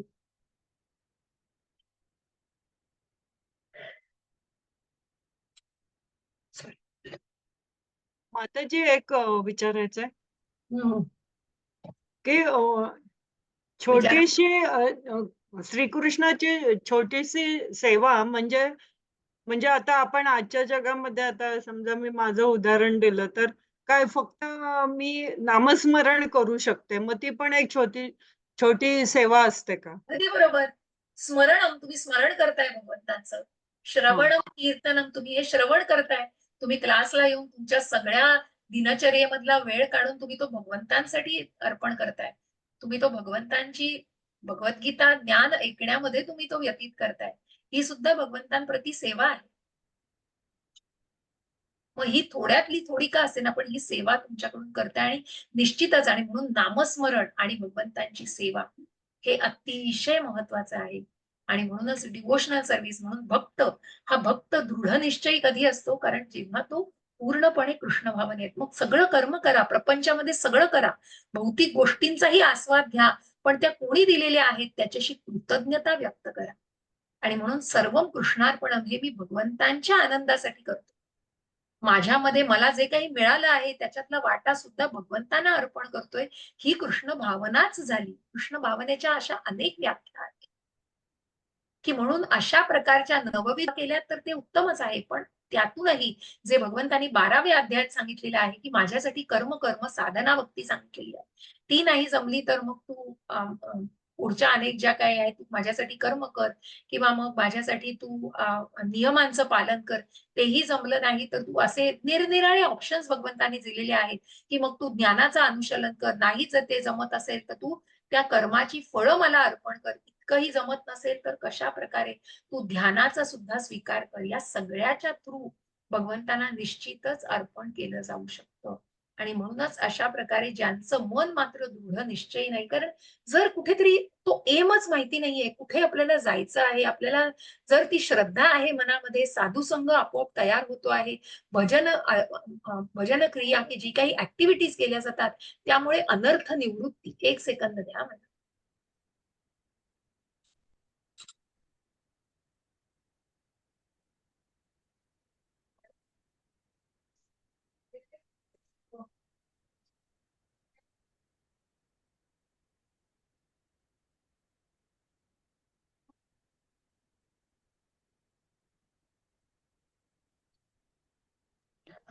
म्यूट झालेत का मॅडम? हो.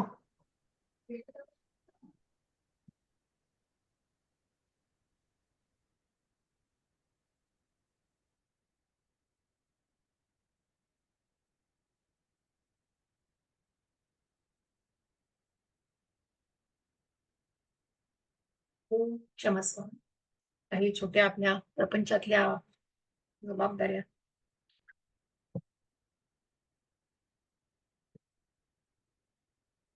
त्यामुळे थोडासा व्यत्यय येतो मध्ये. तर अशा प्रकारे ज्यांचं मन दृढनिश्चयी नाही ते विविध प्रकारच्या सकाम कर. कारण मग कसं आहे ना, की त्या मनाला जसं आपण पुढे जाऊन बघणारच आहोत, कारण त्या मनाचा जो मनाला कुठेतरी ट्रेन करायचंय. मग त्या मनाला दृढ करायचंय. कृष्ण भावनेमध्ये दृढ करायचं आहे. आणि म्हणून ही कृष्ण भावनेची दृढता आहे ती कुठेतरी प्रॅक्टिसनीच होणार आहे. इतकं सोपं नाहीये ते. जसं म्हणून प्रभुपाद सांगताय, की निदान इतका प्रयत्न तरी करूया, की पुढचा जन्म मनुष्याचा मिळेल. अजून गोलोकधामाला जायला अनेक जन्म घ्यायला लागतील हो. ते तितक्या शुद्ध भक्ताच्या पातळीपर्यंत जाणं हे खूप कठीण आहे. अशक्य नाहीये. भगवंत प्रत्यक्ष सांगतात, की अभ्यासाने, नामस्मरणाने सगळ्या गोष्टींनी या गोष्टी साध्य करता येतील. पण कुठेतरी थोडासा कठीण मार्ग आहे. आणि म्हणून अशी थोडक्यातली जशी माताजींनी आता विचारलं, कुठलीही सेवा माताजी, अगदी छोट्यातली छोटी सेवा ही त्यांनी तुमचं कुठेही वाया जाणार नाहीये. निश्चितच ते भगवंत जाणतायत आणि भगवंत बघतायत सगळं. आणि निश्चितच ते म्हणून जसं म्हटलेलं आहे, की मग तिथे कुठेही बांधील, की तुम्ही जर एखादी गोष्ट कृष्ण भावनेमध्ये करताय, तर तुम्हाला जी काही तुम्ही नॉर्मल तुमची कामं कराल, ती सुद्धा जेव्हा भगवंतांच्या संतुष्टीसाठी करता, तेव्हा त्याच्यातला जो आनंद असतो ना, तो आनंद हा वेगळाच असतो. त्याच्यासाठी शब्द कमी पडतात. आणि म्हणूनच मग ती कुठेही, मग तुम्ही राष्ट्राचं काम करा, तुम्ही कुठलंही काम करा, तुम्ही घरातलं काम करा, भौतिक कर्म करा. पण ते भौतिकतेमधलं कर्म सुद्धा कृष्ण भावना भावित पद्धतीने करता येऊ शकतं. जसं तुम्ही तुमची नोकरी करताय. तुम्ही घरातलं सुद्धा तुमच्या सगळ्या व्यक्तींचा सांभाळ करताय, घरात संसार करताय, घरातली एक ज्येष्ठ व्यक्ती आहात. वेगवेगळे रोल्स आहेत असे. पण तेही करताना तुम्ही कृष्णाला ही प्रार्थना करताय, की मला तुझं नामस्मरण करण्याची इतकी माझ्यामध्ये शक्ती येऊ दे आणि मी या सगळ्यांची माझ्या प्रापंचिक जबाबदाऱ्या योग्यपणे पार पाडता येऊ दे, की या नामस्मरणात, की हे तू माझ्यावर जबाबदारी सोपवलेली आहेस ती माझ्याकडनं उत्तम प्रकारे पार पडू. आणि अशा प्रकारे आता आपण जसं नोकरी करताय, मग जसं भगवंतांनी 12व्या अध्यायात सांगितलं, की तू जे काही करतोयस त्याच्यातला छोटासा भाग जरी भगवंतांना अर्पण केला. मग जीव गोस्वामींनी खूप छान त्याची विभागणी केलेली आहे, की 100% ची विभागणी कशी केली आहे, 50% हे कृष्ण भावनेमध्ये अर्पण करावं. कृष्ण भावना भावित कर्मासाठी.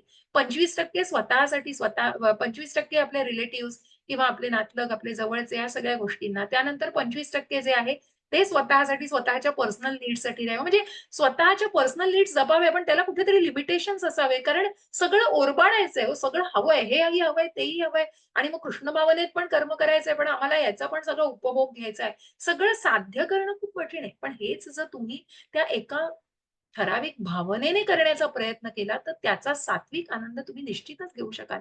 मग तुम्हाला कुठलंही कर्म करताना बांधिलकी नाही वाटणार किंवा त्याची फळंही मिळाली तरी ती आपोआप मिळतील हो. तुम्हाला त्याची अपेक्षा करायची गरजच पडणार नाही. जसं भगवंतांची सेवा करण्यासाठी. अहो तुम्ही दिवसभरामधले जे नामनिष्ठ प्रभूजी आहेत ना आमचे अध्यक्ष मंदिराचे, तर ते नेहमी आधी सुद्धा बऱ्याच वेळेला त्यांच्या सेशनमध्ये सांगायचे, "आम्ही टाईम नाही मिळता. आम्हाला वेळ नाही होते नामस्मरण करायला, भगवंतांची सेवा नाही मला वेळ आहे. मला इतकं-इतकं असं-असं आहे." पण जेव्हा तुम्ही खरंच विचार कराल, सकाळी 5 वाजता जर उठत असाल, 6 वाजता उठत असाल, 5-6 वाजल्यापासून रात्री 10-11 वाजेपर्यंत जी काही दिनचर्या असते, त्याच्यामध्ये किती वेळ वाया घालवला जातो. किती वेळ आपण वाया घालवतोय म्हणून आपण हे कारण सांगतोय. पण हेच जर तुम्ही विचार केलात, अगदी 15 मिनिटं जरी भगवंतांची सेवा केली, तर तुमची जी काही 99 कर्म आहेत ना, ती अगदी चुटकीसरशी पूर्ण होतील. याचा अनुभव, याची प्रचिती घ्या. कारण ती भावना पाहिजे, इच्छा पाहिजे मनामध्ये. इच्छा आहे तिथे मार्ग आहे. आणि म्हणून कुठेतरी जर एक्सक्युजेसच द्यायचे असतील, तर ते 1000 आहेत, लाख आहेत एक्सक्युजेस. पण जर इच्छा असेल मनापासून, की नाही भगवंतांची सेवा करायची आहे. कितीही झालं तरी नेम असला तरी मी एवढ्या 4 माळा करणारच. मी कितीही झालं तरी इतकं माझं जे काही माझ्या त्या लाईव्ह सेशनसाठी मी कोऑर्डिनेटर होणार आहे, हे करणार, मी एवढा वेळ देणारच आहे त्याच्यासाठी. कितीही काही झालं, ठीक आहे, काही अडचणी येतील, पण त्याच्यातनं मार्ग निश्चित भगवंतच दाखवतील. कारण तिथे तुम्ही इच्छा दाखवली पाहिजे. मग मला नाहीच आहे मार्ग, करायचंच नाही. मग जिथे मायावाद्यांचा प्रश्नच वेगळा आहे हो, कारण तिथे त्यांना काही विश्वासच नाही कशावर. परंतु जे निराकारवादी आहेत त्यांना सुद्धा भगवंतांनी स्वीकारलंय. मग भले ते अ, अ, काय म्हणतात ना त्याला, भगवंतांपासूनच्या जे काही चैतन्य आहे, ब्रह्मस्वरूप आहे, त्यानंतर परमात्मा स्वरूपाशी जोडले जातात, तरीही भगवंतांनी त्यांना स्वीकारलेलं आहे. मग अगदी जे आसुरी लोक आहेत त्यांना सुद्धा, जसं आपण शिशुपालाचं उदाहरण घेतो, कंसाचं उदाहरण आजच नामनिष्ठ प्रभूजी सांगत होते, आणि की कितीही अगदी म्हणजे वाईटातली वाईट त्यांची प्रवृत्ती असू दे, परंतु ते अबॉमिनल ऍक्टिव्हिटीज करून सुद्धा त्यांचं ते वागणं चुकीचं होतं. कदाचित मग पुढच्या 9व्या-10व्या अध्यायामध्ये आपल्याला याचा उल्लेख येतो. कारण त्या ज्या प्रकारे ते स्मरण करत असतात, ते स्मरण निश्चितच कुठेतरी चुकीच्या पद्धतीने केलंय. कारण कंसाने आयुष्यभर त्या भगवंतांचा मत्सरच केलाय. त्या मत्सराच्या दृष्टीने त्यांनी कृष्ण, कृष्ण, कृष्ण, कृष्ण, कृष्ण, कृष्ण केलं. जसे शिशुपालाचे पण 100 अपराध भगवंतांनी माफ केले, कारण त्यांच्या आईला त्यांनी कबूल केलेलं होतं. पण 100व्या अपराधानंतर मात्र 101व्या अपराधाला माफी नाही. त्या कंसाला सुद्धा त्याच्या दुष्कृत्याचा बरोबर शिक्षा मिळालेली आहे. पण या सगळ्यांना मोक्ष का मिळाला? कारण भगवंतांकडून त्यांना मरण आलेलं आहे. हे सुद्धा त्यांचं सुदैव होतं. म्हणून या आसुरांचा सुद्धा कुठेतरी भगवंतांनी उद्धार केलेला आहे. मग मग मग भक्तांचं काय घेता? असुरांना जिथे भगवंतांनी उद्धार केलाय, तिथे भगवंतांसाठी भक्त वत्सल आहे तो भगवंत. भगवंत भक्तासाठी येतायत, भक्तासाठी. की भीष्मांचं उदाहरण, मग अशी अनेक उदाहरणं, मी एका उदाहरणातून दुसऱ्या उदाहरणात जाईन. पण भीष्मांसाठी सुद्धा जे रथांग पाणी हे त्यांनी रूप अवतरलं होतं, की आपल्या आपल्या काय म्हणतात ना, वचनाचं सुद्धा त्यांनी हे केलं, तोडलं त्यांनी वचन, की मी वेपन धरणार नाहीये, मी कुठलंही आयुध धरणार नाही हातामध्ये. पण त्यांनी भीष्मांनी कुठेतरी जेव्हा त्या बाणांनी मारणार होते पांडवांना, तेव्हा भीष्मांवर धावून गेलेले होते भगवंत. कशाने? तर चक्र धरलं, रथाचं चाक धरलं हातामध्ये, आणि ते जे त्यांचं रूप आहे त्याला रथांग पाणी म्हटलेलं आहे. आणि अशा या रथांग पाण्याच्या रूपाला बघायचं होतं कोणाला? भीष्मांना. आणि म्हणून त्या भीष्मांची कुठेतरी त्यांनी ती इच्छा पूर्ण केलेली आहे. आपल्या भक्ताची इच्छा पूर्ण केलेली आहे भगवंताने. असं भीष्म आणि भगवंतांचं नातं आहे. कारण भीष्म हे महाभागवत आहे. अशी ही भगवंतांविषयीचं म्हणजे ही जी सेवा आहे, ही कृष्ण भावना भाविक कर्म आहे. आपण पुढे जाऊया. यामिमां पुष्पितां वाचं प्रवदन्त्यविपश्चितः वेदवादरतः पार्थ नान्यदस्तीति वादिनः कामात्मनः स्वर्गपराक् जन्म कर्म फलप्रदां क्रिया विशेष बहुलां भोगैश्वर्य गतिं प्रति. हरे कृष्ण. कोण वाचणार? माताजी वाचा, सायली माताजी वाचा. हरे कृष्ण. हरे कृष्ण. अल्पज्ञ लोक वेदांमधील अलंकारिक शब्दांवर अत्यंत आसक्त असतात, कारण त्यात स्वर्गाप्रत उन्नत होण्याकरता निरनिराळी सकाम कर्मे, त्यापासून मिळणारा चांगला जन्म, शक्ती इत्यादी मान्यता देण्यात आली आहे. ऐश्वर्यशाली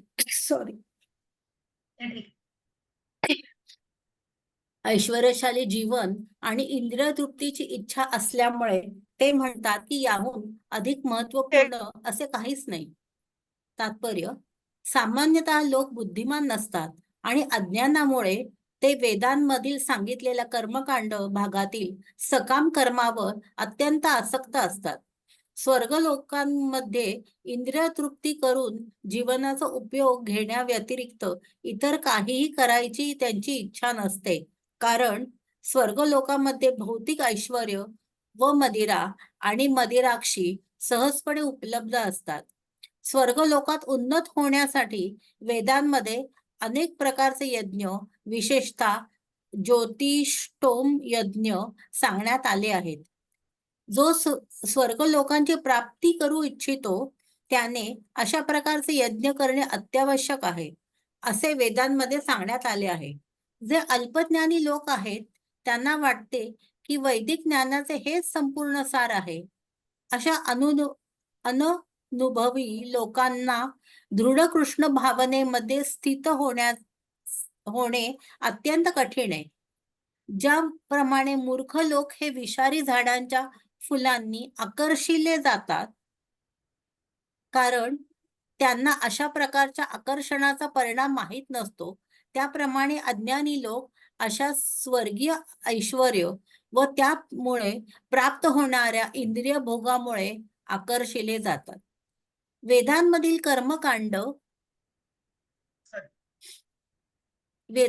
कर्मकांड विभागात सांगण्यात आले आहे की अपाम, सोम, मृता, अभूम आणि अक्षय वै चातुर्मास्य या जिनः सुकृत भवती. जे चातुर्मासाचे पालन करतात ते अमर आणि सदैव आनंदी होण्यासाठी सोमरस पान करण्यास प्राप्त ठरतात. या पृथ्वीवरही काही जण सोमरस पान करून धष्टपुष्ट आणि इंद्रिय तृप्ती करण्यात समर्थ होण्यासाठी अत्यंत उत्सुक असतात. अशा व्यक्तींचा भौतिक बंधनातून मुक्त होण्यावर विश्वास नसतो आणि वेदांमधील सांगितलेल्या भपकेबाज विधींमध्ये ते अत्यंत आसक्त असतात. सामान्यतः ते विषयासक्त असतात आणि त्यांना स्वर्गीय सुख उपभोगा व्यतिरिक्त काहीही नको असते. असे सांगितले जाते की स्वर्गामध्ये नंदनकानन नावाची उद्याने आहेत, जेथे अप्सरांचा सहवास आणि विपुल प्रमाणात सोमरसपान करण्याची उत्तम संधी असते. असे हे शारीरिक सुख निश्चितपणे इंद्रियलोलुप आहे. म्हणून भौतिक जगताचे स्वामी समजून क्षणिक आणि भौतिक सुखांमध्ये अत्यंत आसक्त असणारे लोक तेथे असतात. हरे कृष्ण, हरे कृष्ण. हरे कृष्ण. तर इथे सगळं म्हणजे कुठेतरी सकाम कर्मामध्ये जे अडकलेले आहेत, वेदांचं पूर्णपणे उद्दिष्ट त्यांना वाटतंय की वेदांनी हेच सांगितलेलं आहे की कुठेतरी अल्पज्ञान, कारण तिथे ज्ञानाचा अभाव आहे. ज्ञानाचा पूर्ण अभाव नाहीये, पण अल्पज्ञान, जसं आपण म्हणतो ना, अर्ध्या अळकुंडात आपण पिवळे होतो. आणि म्हणूनच अशा प्रकारे जे अल्पज्ञानी आहेत लोक, त्यांना वाटतं की वैदिक ज्ञानाचं संपूर्ण सार काय आहे, तर इंद्रिय तृप्तीची अपेक्षा करणं. आणि कशा प्रकारे, तर आपण स्वर्गलोक उपभोगायचा आहे म्हणजे कुठेतरी मग ते सकाम कर्म. सामान्यतः लोक बुद्धिमान नसतात आणि अज्ञानामुळे ते वेदांमध्ये सांगितलेल्या कर्मकांड भागातील सकाम कर्मावर अत्यंत, कारण वेदांमध्ये जे काही सकाम कर्म सांगितलेला भाग आहे तो कर्मकांडाचाच भाग आहे. कारण तिथे तुम्ही कर्म करतायत की हा विधी करा, हे रुद्र करा, हा अभिषेक करा, असं तुम्ही करा म्हणजे तुम्हाला हे अर्पण होईल, हे केलं तर तुम्हाला हे मिळेल, हे केलं तर तुम्हाला हे. मग हे पुण्यकर्म केलं जातं, पण तिथे कुठेतरी फळांची अपेक्षा धरून ते कर्म केलं जातं. आणि जे अल्पज्ञानी लोक आहेत, जे कुठेतरी सकाम कर्मामध्ये अडकलेले आहेत, ते या सगळ्यालाच कुठेतरी वेदांचं सार समजतात. कारण सगळी अपेक्षा कुठेतरी इंद्रिय तृप्तीमध्ये दडलेली असते आणि म्हणून अशांना स्वर्गलोकाची प्राप्ती निश्चित होते. आणि या स्वर्गलोकामध्ये सोमरसपान, मदिरापान करण्यामध्ये आणि इंद्रिय लोलुपता म्हणजे इंद्रिय गोष्टींचं उपभोग घेण्यामध्ये ते इतके व्यथित झालेले असतात की त्यांना तेच एक कुठेतरी उद्दिष्ट आहे असंच वाटत असतं. आणि म्हणूनच अशा प्रकारे हे सकाम कर्म हे निश्चितच काय म्हणतो त्याला, स्वर्गवास उपलब्ध होतो. पण पुन्हा जसं आपण पुढे जाऊन बघणार आहोत की हे जरी मिळालं तरी ते शाश्वत नाही. कारण तिथे कुठेतरी पुन्हा जर तुमच्या पुण्याचं कर्म क्षीण झालं तर पुन्हा तुम्हाला त्या मृत्यू लोकामध्ये जन्म घ्यावा लागतोच. आणि म्हणूनच इथे कुठेतरी या भौतिकतेमध्ये जसं वर्णन केलेलं आहे तसं या स्वर्गलोकाचं वर्णन सुद्धा त्याचप्रमाणे केलेलं आहे. इंद्रिय उपभोगांसाठी कुठेतरी तो स्वर्गलोक मिळवण्याची या सकाम कर्मियांची ओढ असते. आणि म्हणून भौतिक जगताचे स्वामी समजून क्षणिक भौतिक सुखांमध्ये अत्यंत आसक्त असणारे लोक इथे असतात. कारण कुठेतरी सकाम कर्मी आहेत, कुठेतरी कर्मी तर आहेत आणि मग त्यांना तिथे उपभोगायचं आहे आणि म्हणून मग अशा प्रकारे ते 1 सेकंद द्या मला.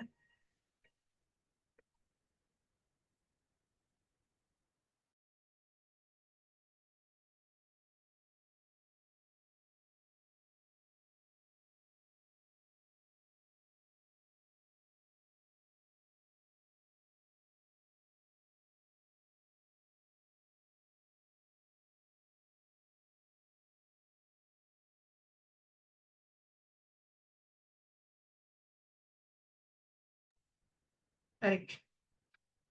पुढचा श्लोक आपण घेऊया. तर थोडंसं पुढे जाऊया. तर इथे कुठेतरी सकाम कर्माविषयी सांगितलेलं आहे. आता याच्यातलं साधर्म्य कसं आहे बघा. भोगैश्वर्य प्रसक्तानां तया परुत चेतसां व्यवसायात्मिका बुद्धिः समाधौ न विधीयते. हरे कृष्णा. विनिता माताजी वाचा, कोणी वाचू शकता? एकेकाने वाचा. हा मस्त आहे. वाचा. हरे कृष्ण. जे लोक इंद्रिय तृप्ती आणि भौतिक ऐश्वर्यात अत्यंत आसक्त झालेले आहेत आणि या गोष्टीमुळे जे मोहग्रस्त झालेले आहेत त्यांच्या मनामध्ये भगवंतांच्या भक्तिपूर्ण सेवेचा दृढ निश्चय होऊ शकत नाही. तात्पर्य: समाधी म्हणजेच स्थिर मन होय. निरुक्ती या वैदिक शब्दकोशात म्हटले आहे, सम्यग सम्यग आधीयते स्मिन्नात्मत स्मिन्नात्मत स्व याथात्म्यम.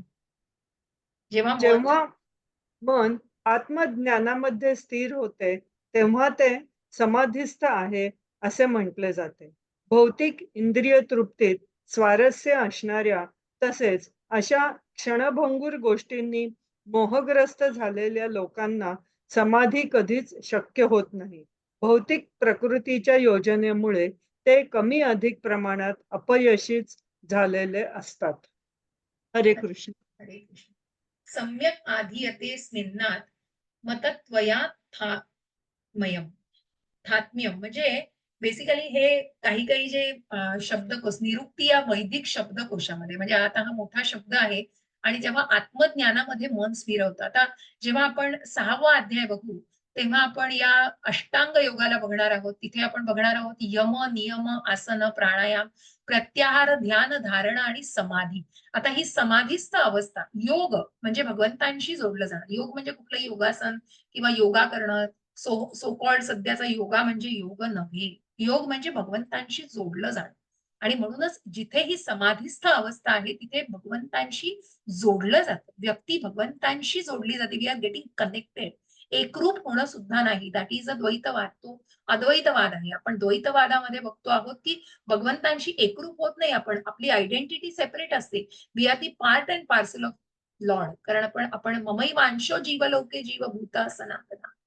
आणि म्हणूनच आपण क्वालिटेटिव्हली भगवंतांचे सारखे आहोत पण परिमाणात्मक दृष्ट्या नाही.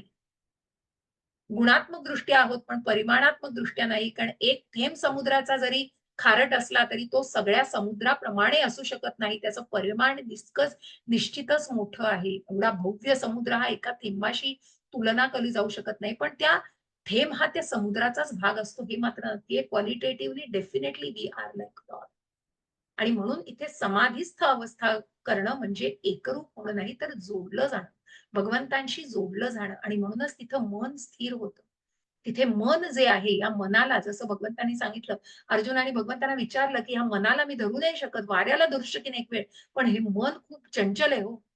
चंचलस्य मन ही स्तर. ते कशा प्रकारे या मनाला धरायचंय आणि म्हणून या मनाला मार्गदर्शन करायचं आहे.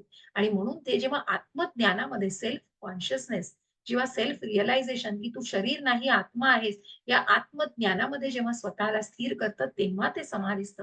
जेव्हा ते कशा प्रकारे यम नियम म्हणजे या सगळ्या यम नियमांना कसं आसन बसायचंय, कुठे बसायचंय, आसन, प्राणायाम म्हणजे आपला येणारा श्वास आणि घेणारा आपण जो घेतोय श्वास आणि जो आपण सोडतोय श्वास याच्यामध्ये किती कोऑर्डिनेशन घडणं गरजेचं आहे. त्यानंतर प्रत्याहार, ध्यान, धारणा, समाधी. प्रत्याहार या भौतिकतेपासून कसं स्वतःला आपण विरक्त करतो आहोत, कुठेतरी ध्यान लावण्याचा प्रयत्न करतो आहोत, धारणा आणि मग समाधी. अशा प्रकारे टप्प्याटप्प्याने या गोष्टीला जाणणार आहोत आणि म्हणूनच अशा प्रकारे या जे समाधिस्थ आहे, असे जे आत्मज्ञानामध्ये स्थिर आहेत ते समाधिस्थ होऊ शकतात. पण भौतिक इंद्रिय तृप्तीत स्वारस्य असणाऱ्या तसेच क्षणभंगूर गोष्टींनी मोहग्रस्त झालेल्या लोकांना समाधी शक्य नाही. कारण तिथे कुठेतरी फक्त अपेक्षा आहे. मला हे हवंय, मला ते हवंय, मन अस्थिर आहे, मन चंचल आहे. ते समाधी अवस्था गाठू शकत नाही. भौतिक प्रकृतीच्या योजनेमुळे ते कमी अधिक प्रमाणामध्ये अपयशीच झालेले असतात. त्रैगुण्य विषया वेदा निस्त्रैगुण्यो भवार्जुन निर्द्वंद्वो नित्य सत्वस्थो निर्योग क्षेम आत्मवान. हरे कृष्णा. कोणाला वाचायची इच्छा आहे? वाचू का? हो, वाचू शकता माताजी. हरे कृष्ण. हरे कृष्ण. वेद प्रामुख्याने भौतिक प्रकृतीच्या 3 गुणांचे विवेचन करतात. हे अर्जुना, या 3 गुणांच्या पलीकडे स्थित हो, सर्व द्वंद्वातून मुक्त हो आणि लाभ व रक्षण यांच्या काळजीतून मुक्त होऊन आत्मपरायण हो. तात्पर्य: सर्व भौतिक कार्य ही भौतिक प्रकृतीच्या 3 गुणांच्या क्रिया व प्रतिक्रियांमुळे घडून येत असतात. ही सर्व भौतिक प्रकृतीत बद्ध करणाऱ्या कर्मफल प्राप्ती करता असतात. सर्वसामान्य लोकांचा इंद्रिय तृप्तीच्या क्षेत्रातून आध्यात्मिक स्तरापर्यंत क्रमाक्रमाने उद्धार करण्यासाठीच वेद हे विशेषतः सकाम कर्मांचे विवेचन करतात. भगवान श्रीकृष्णांचा सखा व शिष्य अर्जुन याने वैदिक तत्वज्ञानाच्या दिव्य स्तरापर्यंत स्वतःला उन्नत करावे असा सल्ला त्याला देण्यात आला आहे. वैदिक तत्वज्ञानाचा आरंभ ब्रह्म जिज्ञासा किंवा सर्वोच्च आध्यात्मिकतेविषयीच्या प्रश्नापासून होतो. भौतिक प्रकृतीत असणारे सर्व जीव अस्तित्वासाठी अत्यंत कठीण असा संघर्ष करीत आहेत. भौतिक विश्वाच्या निर्मितीनंतर अशा लोकांसाठी कसे राहावे आणि भौतिक बंधनातून कसे मुक्त व्हावे हे शिकवण्यासाठीच भगवंतांनी वैदिक ज्ञान दिले. जेव्हा इंद्रिय तृप्तीच्या कार्यांचा अंत होतो, अर्थात कर्मकांडाचा अध्याय संपतो, तेव्हा उपनिषदांच्या रूपामध्ये आध्यात्मिक साक्षात्कार प्राप्तीची संधी उपलब्ध होते. ज्याप्रमाणे भगवद्गीता ही 5व्या वेदाचा म्हणजेच महाभारताचा एक भाग आहे, त्याप्रमाणे उपनिषदे ही विविध वेदांचाच भाग आहे. उपनिषदांपासून आध्यात्मिक जीवनाचा प्रारंभ होतो. जोपर्यंत भौतिक शरीराचे अस्तित्व असते, तोपर्यंत भौतिक गुणांच्या क्रिया आणि प्रतिक्रिया घडत असतात. सुख आणि दुःख किंवा शीत आणि उष्ण इत्यादी द्वंद्वांतून सहनशील होण्यास मनुष्याने शिकले पाहिजे व अशा द्वंद्वांना सहन करून लाभ आणि हानी यांच्या काळजीतून मुक्त झाले पाहिजे. जेव्हा मनुष्य पूर्णतया श्रीकृष्णांच्या इच्छेवर अवलंबून राहून पूर्णपणे कृष्ण भावना भावित होतो, तेव्हा तो या दिव्य आध्यात्मिक स्तराची प्राप्ती करतो. हरे कृष्ण. हरे कृष्ण. हरे कृष्ण. आणि म्हणून मग इथे भगवंतांनी कशा प्रकारे की वेद काय सांगतात, जे अल्पज्ञानी लोक आहेत ते वेदांचा वेगळाच अर्थ देतात. भोगैश्वर्य प्रसक्तानां तया परुत चेतसा. कारण त्यांना फक्त कुठेतरी काय असतं की त्यांना फक्त तिथे कर्मकांडांमध्ये अडकलेले असतात ते. आणि म्हणूनच मग भौतिक प्रकृतीच्या योजनेमुळे ते कमी अधिक प्रमाणात अपयशीच होत असतात, की ज्याप्रमाणे त्यांना व्यवसायात्मिका बुद्धी समाधून विधीयते. कारण कुठेही मग तिथे व्यवसायात्मिक बुद्धी नसते, कारण बुद्धीला फाटे फुटलेले असतात, यश अपयश या गोष्टींमध्येच अडकलेले असतात आणि म्हणूनच या योजनेमुळे त्यांना कमी अधिक प्रमाणामध्ये अपयश हे सोसावं लागतं. कारण तिथे कुठेतरी अल्पज्ञान आहे. वेदांचा अर्थच अशा प्रकारे घेतलाय की कर्मकांड सकाम कर्मामध्ये मला इंद्रियांचा उपभोग घ्यायचे आहे आणि त्याचप्रमाणे त्यांची ती बुद्धी असते. आणि म्हणूनच भगवंत इथे खुलासा करून सांगतायत की मग या गोष्टीला की या त्रिगुणांचं जे महत्व आहे, 14व्या अध्यायात आपण याला अजून जेव्हा गुणत्रय विभाग योग आपण जेव्हा शिकणार आहोत, तेव्हा निश्चितच आपण या प्रत्येक गुणाला वेगवेगळ्या प्रकारे जाणणार आहोत. सत्व, रज आणि तम या 3 गुणांच्या क्रिया आणि प्रतिक्रियेमुळे काय घडून येत असतं, तर भौतिक कर्म घडत असतात. म्हणजे या प्रकृतीवर कोणाचा डॉमिनन्स असतो, तर या 3 गुणांचा. आणि म्हणूनच या प्रकृतीमध्ये 3 गुणांच्या प्रभावाखाली व्यक्ती जगत असते. आणि जी काही क्रिया प्रतिक्रिया असतात त्याच्यावर त्या सगळी त्या प्रतिक्रियांमुळे हे सगळी कार्य घडून येत असतात. आणि म्हणूनच भौतिक प्रकृतीत बद्ध करणाऱ्या कर्मफल प्राप्तिकर्ता असतात. कारण कुठेतरी बघा, की जी कर्म करतायत त्या कर्माचा उपभोग घ्यायचा आहे, मग त्या कर्माची फळं भोगायची आहेत, मग त्याची जी काही उपभोग असतील, उपभोग घेण्यानंतर त्याचे भोगही निश्चित भोगायला लागतात. कारण त्या कर्माच्या फळांचा उपभोग घ्यायचा आहे. मग त्या कर्माच्या फळांमुळे मिळणाऱ्या भोगांना सुद्धा भोगायला लागतंय, कारण त्या कर्मामध्ये अडकून बसता आहात. कारण ती भौतिक प्रकृती बद्ध करतीये कुठेतरी त्या कर्मामध्ये. कारण त्या क्रिया प्रतिक्रिया सत्व, रज आणि तम या 3 गुणांच्या आधाराखाली, मग याच्याही पलीकडे जायचंय हो. भगवंत सांगतायत त्रिगुणातीत व्हायचंय. काय व्हायचंय? गुणातीत व्हायचंय म्हणजे काय? तर भगवान श्रीकृष्णांचा सखा व शिष्य अर्जुन याने वैदिक तत्वज्ञानाच्या दिव्य स्तरापर्यंत स्वतःला उन्नत करावे असा सल्ला त्याला देण्यात आलेला आहे. वैदिक तत्वज्ञानाचा आरंभ ब्रह्म जिज्ञासा सर्वोच्च आध्यात्मिकतेविषयीच्या प्रश्नापासून होतो. भौतिक प्रकृतीत असणारे सर्व जीव अस्तित्वासाठी अत्यंत कठीण असा संघर्ष करत आहेत. कशाबरोबर? कारण ही जी आपली 5 इंद्रिय आहेत ना, ज्ञानेंद्रिय आणि मन. म्हणून भगवंत 15व्या अध्यायात सांगतात, ममैवांशो जीव लोके जीव भूता सनातना. आणि हे संघर्ष करतायत कशाबरोबर?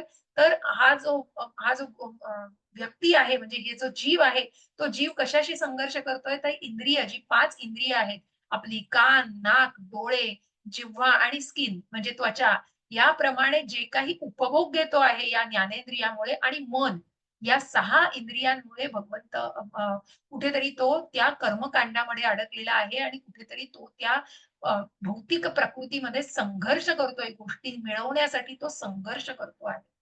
आणि म्हणूनच इथे भगवंत कशा प्रकारे या संघर्षातून त्यांना बाहेर पडायचंय, या कर्माच्या बंधनातून जर बाहेर पडायचं असेल तर ते कर्म कृष्ण भावना भावित केलं पाहिजे. आणि म्हणूनच तिथेच हा उपदेश भगवंतांनी सांगितलेला आहे. कर्मकांडाचा अध्याय तिथे संपतो आणि उपनिषदांच्या रूपांमध्ये आध्यात्मिक साक्षात्कार प्राप्तीची संधी उपलब्ध होते. म्हणूनच जिथे भगवंत सांगतात, की ही जी सूट दिलेली आहे ना, स्वातंत्र्याची सूट, ही मायन्यूट इंडिपेंडन्स आहे तो. भगवंत नाही इंटरफिअर करत आहेत त्याच्यामध्ये. पण हे ज्ञानही भगवंतांनीच आपल्यापर्यंत पोहोचवलंय. का आपण भगवद्गीता वाचू शकतोय? का आपण भगवद्गीतेचं ज्ञान ग्रहण करू शकतोय? कारण आपण भगवंतांसारखेच आध्यात्मिक आहोत. मूळ आपण आध्यात्मिक आहोत. पण आपल्याला विस्मरण कोणाचं झालंय? भगवंतांचंच झालंय. कृष्ण मिसिंग आहे सगळीकडे. आणि म्हणून कुठेतरी भौतिकतेमध्ये अडकतोय, म्हणून त्या कर्मबंधनांमध्ये अडकतोय आणि कर्माच्या त्या भोगांनाही भोगायला लागतंय. आणि म्हणून त्या 84 लक्ष योनींमधून आपल्याला जन्म मिळतोय आणि म्हणूनच पुन्हा पुन्हा त्या चक्रामध्ये, मृत्यू चक्रामध्ये आपण अडकतो आहोत. जन्म, मृत्यू, जरा, व्याधी या सगळ्या मृत्यू लोकामध्ये आपल्याला पुन्हा पुन्हा जन्म मिळतोय. कारण कर्माच्या बंधनातून मुक्तताच मिळत नाहीये. आणि हेच ज्ञान भगवंतांनी दिलेलं आहे. आणि म्हणूनच इथे कर्मकांडाचा अध्याय संपतो, तेव्हा उपनिषदांच्या रूपामध्ये आध्यात्मिक साक्षात्कार प्राप्तीची संधी प्राप्त होते. आणि म्हणूनच इथे कुठेतरी जेव्हा आपण कृष्ण भावनेचा आपण स्वीकार करतो आणि कृष्ण भावनेमध्ये स्वतःला आणू इच्छितो, तेव्हा कुठेतरी आपण स्वतःला उन्नत करण्याचा प्रयत्न, उन्नती साधण्याचा प्रयत्न करत असतो. आणि म्हणून मग अशा प्रकारे मनुष्याने स्वतःला, मग इथे आध्यात्मिक आणि भौतिक, जसं आपण आधीच्या शीतोष्ण सुख दुःखदाह, की कशा प्रकारे भगवंत आणि आपल्यातला फरक दाखवलेला आहे, की भगवंतांसाठी सगळं, भगवंतांचं शरीर आणि आत्मा हा एकच आहे. परंतु मग जो भक्त आहे ना, हा या भक्ताचे विशेष गुण सांगताना सांगितलेला आहे. शीतोष्ण सुख दुःखदा, की सुख आणि दुःख, शीत आणि उष्ण या सगळ्यामध्ये कुठेही तो फरक जाणवत नाही. त्याला सहन करण्याची पात्रता त्याच्यामध्ये तो आणतो. ती सहनशीलता आणणं म्हणजेच कुठेतरी स्वतःला कृष्ण भावनेमध्ये दृढ करणं. आणि म्हणूनच सर्वं कृष्णार्पणम जे काही आहे, की मग जे काही आपण काळज्या करत बसतो, कबूल आहे आपण प्रपंचात आहोत, काळज्या करणं आणि या सगळ्या संसारामध्ये आपण स्वतःच्या जबाबदाऱ्या पार पाडत पुढे चाललेलो आहोत. पण जे काही घडतं आहे, हे भगवंतांच्याच इच्छेने घडतं आहे. भगवंतांच्या इच्छेविना गवताचं पात देखील हलत नाही. इच्छा ढीग करा, इच्छा लाख करा, पण त्या इच्छेला ग्राह्य, इच्छेला परमिशन देणारे, इच्छेची पूर्तता करणारे भगवंतच आहेत. हे मात्र निश्चितपणे जाणलं पाहिजे आणि म्हणूनच जे काही सुख-दुःख म्हणजे या सगळ्याची सहनशीलता करणं गरजेचं आहे आणि म्हणूनच या सगळ्याला की भगवंत आहेत, हा जो दृढ विश्वास आहे ना, ही कुठेतरी श्रद्धा आहे ना, हीच कुठेतरी जीवनामध्ये पुढे-पुढे घेऊन जात असते. जे काही आपण बऱ्याचदा म्हणतो बघा, मॅन प्रपोजेस, गॉड डिस्पोजेस. कारण आपण प्लॅन कितीही केले तरी त्याला भगवंतांची परमिशन मिळणं, भगवंतांनी ती पूर्तता करणं हे फक्त त्यांच्याच हातात आहे हो. त्यांच्या इच्छेविना काहीच शक्य नाही. पण भगवंत इंटरफिअर करत नाही तुमच्या इच्छांमध्ये. त्यांनी आध्यात्मिक ज्ञानही दिलंय आणि भौतिकतेमध्ये पण तुम्हाला तिथेच ठेवलेलं आहे. दोन्हीही शक्ती त्यांच्याच आहेत. पण तुम्हाला डिसाईड करायचंय. ही जी डिसिजन घेण्याची सूट आहे ना, ती तुमच्यावर ठेवली आहे तुम्ही.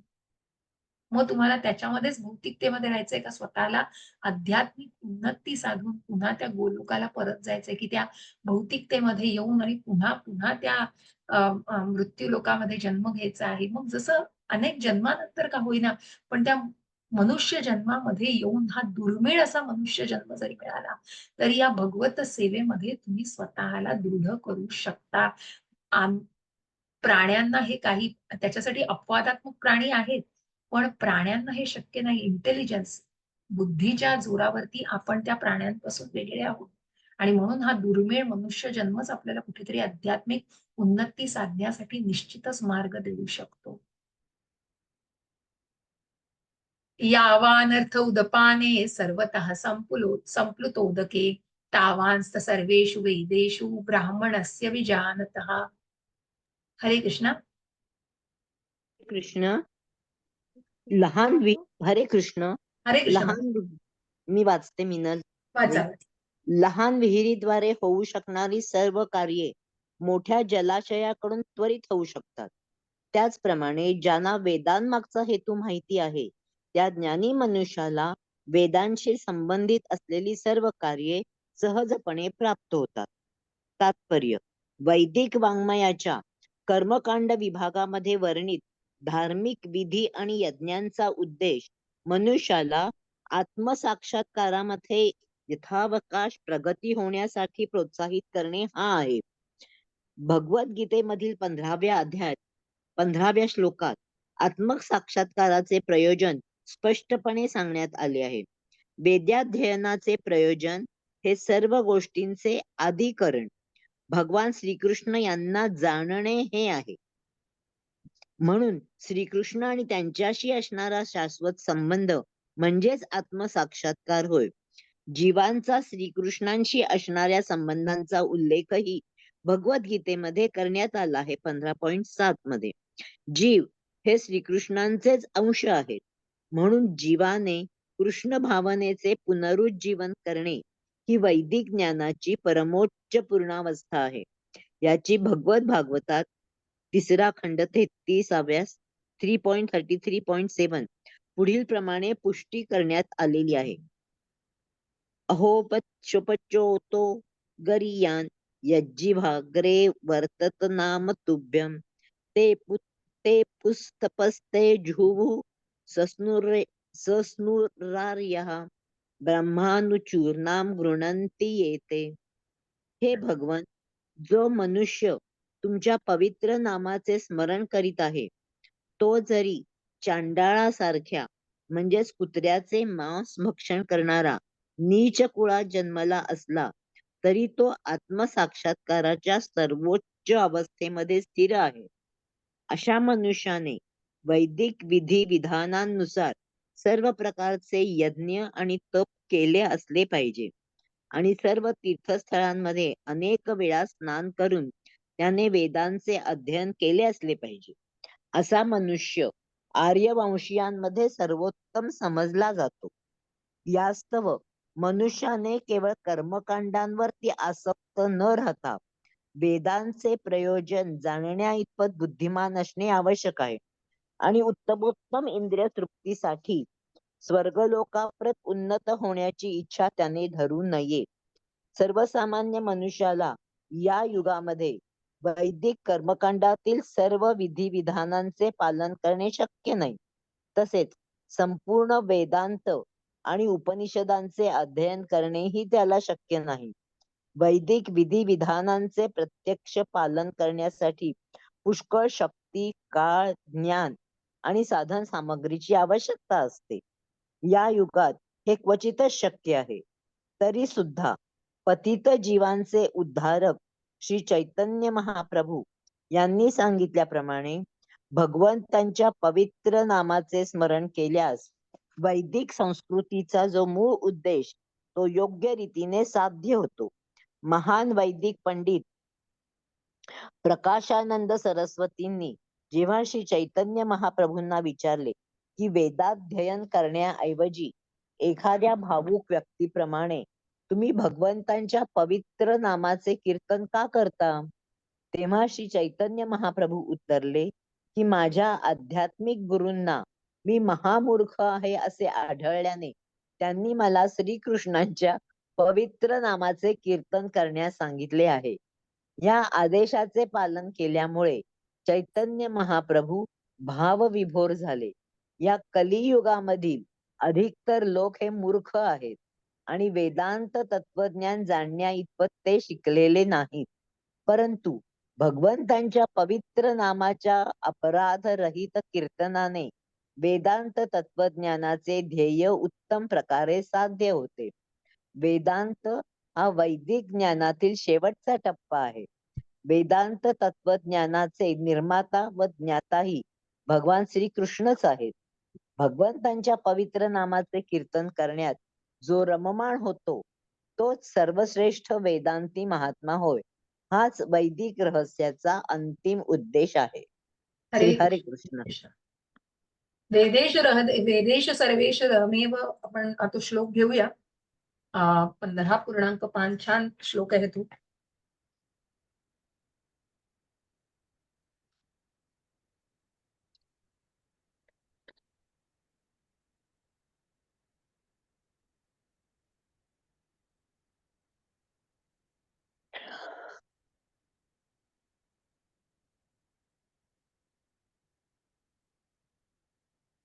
हा, खूप सुंदर श्लोक आहे. म्हणजे यज्ञाचं सगळं कर्मकांड करणं आता शक्य नाहीये म्हणून नामस्मरण. हा हा, आपण येऊया ना त्या मुद्द्यावरती. तर खूप छान श्लोक आहे हा, की वेदांचा अभ्यास, जो वेदाभ्यासाचा सांगितलंय की सर्वस्य चाहं हृदि सन्निविष्टो मत्तः स्मृतिर्ज्ञानमं पोहनं च वेदैश्च सर्वैरहमेव वेद्यो वेदांत कृद्वेद विदेव चाहं. निस्संदेह भगवंत हे वेदांतांचा संकलक आहेत आणि वेदांचा ज्ञाताही आहे. कारण वेदांचा अंत म्हणजे भगवंत. आणि म्हणूनच भगवंतांच्या नामाचं स्मरण. म्हणून पुढे जे दिलेलं आहे की कशा प्रकारे धार्मिक विधी यज्ञांचा उद्देश मनुष्याला आत्मसाक्षात्कारामध्ये यथावकाश प्रगती करण्यासाठी प्रोत्साहित करणे, की या सगळ्या गोष्टींचं उद्दिष्ट काय आहे की त्याला आध्यात्मिक उन्नती साधण्यासाठी त्याचं मार्गदर्शन करणं. आणि म्हणूनच या वेदांचा अभ्यास, याचं अध्ययन करणं म्हणजे काय की भगवंतांची सेवा करणं. आणि म्हणूनच श्रीकृष्ण आणि त्यांच्याशी असणारा शाश्वत संबंध म्हणजेच आत्मसाक्षात्कार. हे प्रत्यक्ष भगवंत अर्जुनाला सांगतायत की तू शरीर नाही, आत्मा आहेस. तू कशाचा हे करतोयस, कशाची करुणा, कशाची दया वाटतेय तुला. अरे हे जे शरीर आहे ना, हे एक तो आत्मा हे वेगवेगळं वस्त्र धारण करतो आहे. एक मलिन वस्त्र टाकून तो दुसरं वस्त्र धारण करणार आहे. या आत्म्याला काहीही होणार नाही ना, चिरला जाणार आहे, कापला जाणार आहे ना, ओला होणार आहे ना, वाळवता येणार आहे. त्यामुळे त्या आत्मा हा अविनाशी आहे हो, चिरंतन आहे तो आत्मा. कारण तो सच्चित आनंद आहे, तो भगवंतांचा अंश आहे, तो परमात्म्याचा अंश आहे. आणि म्हणूनच जीव हे श्रीकृष्णांचे अंश आहेत. म्हणून जीवाने कृष्ण भावनेचे पुनर्जीवन करणे ही वैदिक ज्ञानाची परमोच्च पूर्णावस्था आहे. आणि म्हणूनच नीच कुळात जरी एखादी व्यक्ती जन्माला आला तरी तो जो आत्मसाक्षात्कार या सर्वोच्च अवस्थेमध्ये स्थिर आहे, अशा मनुष्याने वैदिक विधिविधानांनुसार सर्व प्रकारचे यज्ञ तप केले असले पाहिजे आणि सर्व तीर्थस्थळांमध्ये अनेक वेळा स्नान करून त्याचे वेदांचे अध्ययन केले पाहिजे असा मनुष्य आर्यवंशीयांमध्ये सर्वोच्च मानला जातो. म्हणजे कोण जरी तो चांडाळ असला, कुत्रा खाणारा चांडाळ मनुष्य असला, आजच्याच 9व्या अध्यायामध्ये सुद्धा आम्ही बघितलेलं आहे की अबॉमिनेबल ऍक्टिव्हिटीज कितीही, अगदी जसं आपण मृगारीचं बघितलंय, मृगारी ऋषी कसे झालेले आहेत, त्यानंतर वाल्याचा वाल्मिकी कसा झालाय, वाल्या कोळी जो वाटमारी करत असतो, त्याला नारद मुनींनी जेव्हा आत्मसाक्षात्काराचं ज्ञान दिलं, भगवंतांविषयी सांगितलं, तेव्हा त्या आत्मसाक्षात्काराच्या ज्ञानाला मग तिथे त्याला कळलं की आपले कोणी कुटुंब आपल्या पापामध्ये वाटेकरी नाहीयेत, आपण मात्र त्यांची सगळी व्यवस्था करण्यासाठी आणि सगळं त्यांना खाणं पिणं आणि त्यांची सगळी काळजी घेण्यासाठी ही गोष्ट इतकी भयंकर अशी पापी गोष्ट करतो आहोत, पण त्याची त्याला जाणच नसते, कारण त्याविषयी त्याचं ज्ञानच नसतं. पण जेव्हा नारद मुनी त्याला आत्मसाक्षात्काराविषयी, भगवंतांविषयी सांगतात, तेव्हा मग त्याला साधं राम राम पण उच्चारता येत नसतं, त्याला मरा मरा मरा मरा मरा सांगायला लागतं, कारण तो एक वाल्या कोळी, कारण तो एक वाटमारी करणारा वाटसरू असतो. आणि म्हणूनच अशा प्रकारे कितीही तो वाईट असला तरी जेव्हा तो भगवंत भक्तीला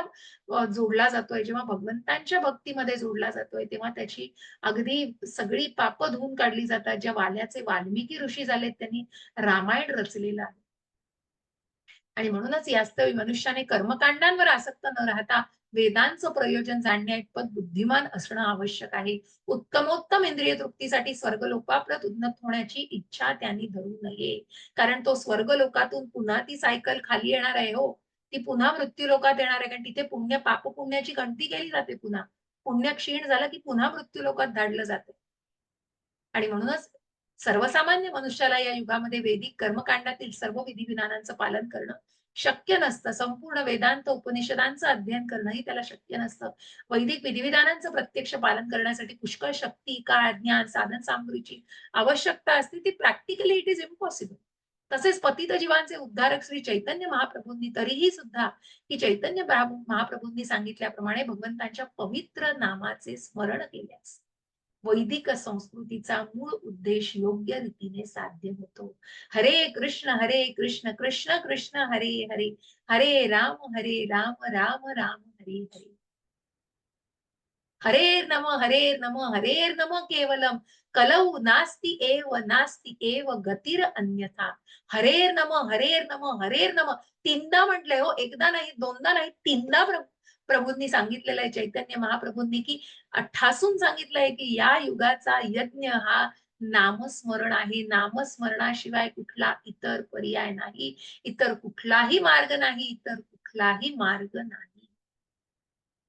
आणि म्हणूनच इथे आपल्याला या वैदिक ज्ञानाचा इतका आपल्याला अभ्यास करणं शक्य नाही.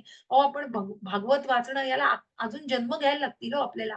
या जन्मामध्ये आपण प्रयत्न करायचा आहे भागवत वाचू शकू, पण जितकं वाचू शकू तितकं वाचायचं आहे. मग हेही वाचायचंय, तेही ज्ञान घ्यायचंय, याही वेदांचा अभ्यास करायचा, हे सगळं प्रॅक्टिकली इट इज इम्पॉसिबल. आणि म्हणूनच फक्त नामस्मरण हे सुद्धा मनापासून केलं.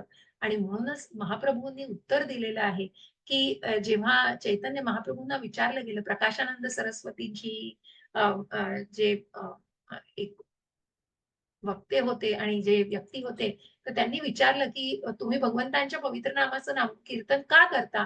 तेव्हा चैतन्य महाप्रभू म्हणाले की माझ्या आध्यात्मिक गुरूंना मी महामूर्ख आहे असे आढळल्याने त्यांनी मला श्रीकृष्णाच्या पवित्र नामाचे कीर्तन करण्यास सांगितले आहे. या आदेशाचे पालन केल्यामुळे चैतन्य महाप्रभू भावविभोर झाले.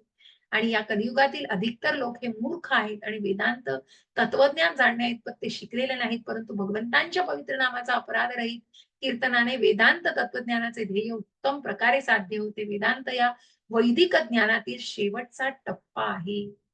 वेदांत तत्वज्ञानाचे निर्माता आणि ज्ञाता ही भगवान श्रीकृष्णच आहेत.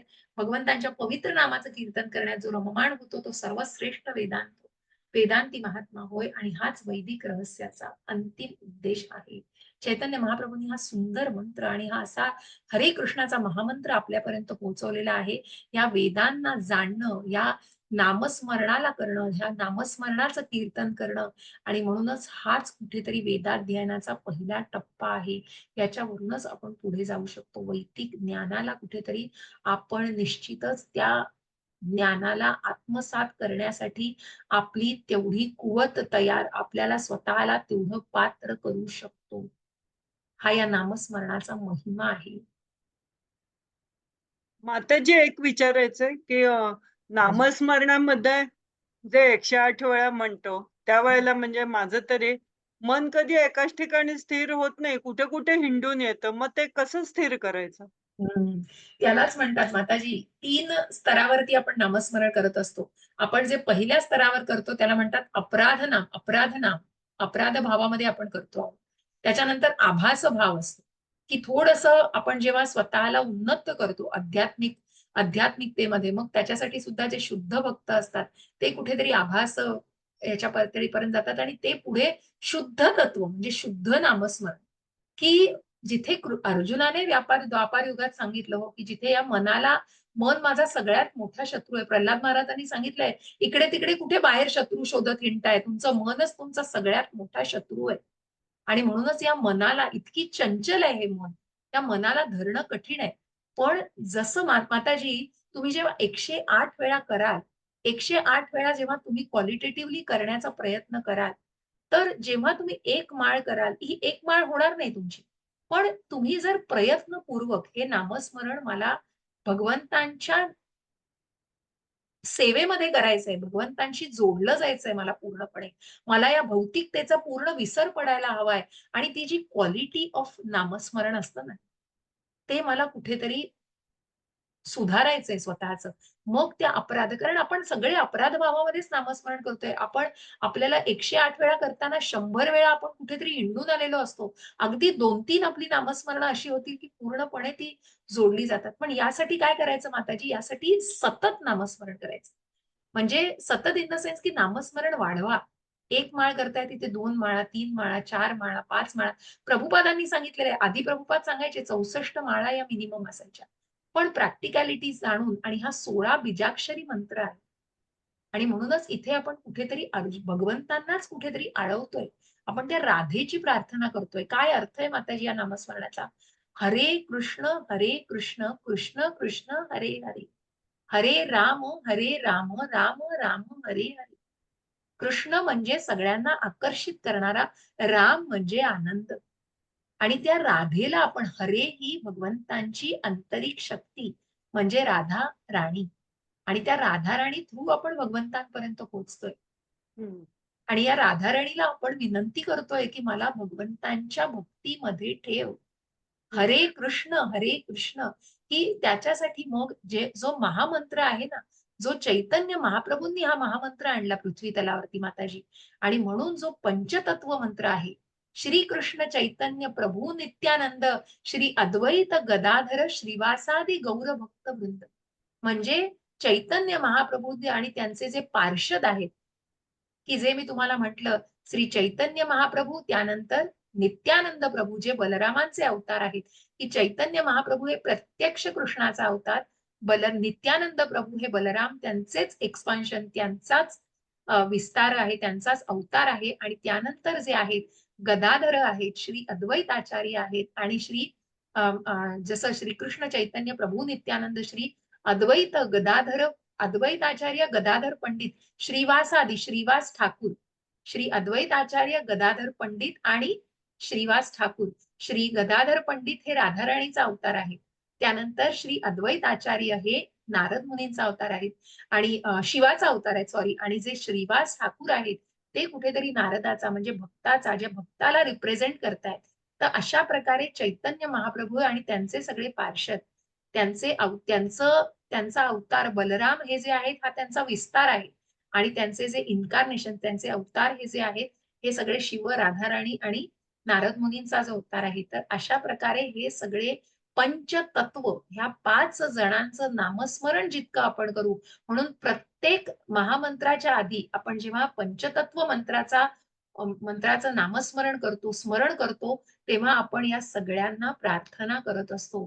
आणि म्हणूनच जेव्हा चैतन्य महाप्रभूंची आपण प्रार्थना करू, जेव्हा आपण या पंचतत्व मंत्राचा जास्तीत जास्त आपण जेव्हा म्हणू, म्हणून 108 वेळा जर पंचतत्व मंत्र म्हटलात आणि नंतर नामस्मरणाला सुरुवात केली, तर तुम्हाला कुठेतरी निश्चितच तो फरक स्वतःमध्ये जाणवेल.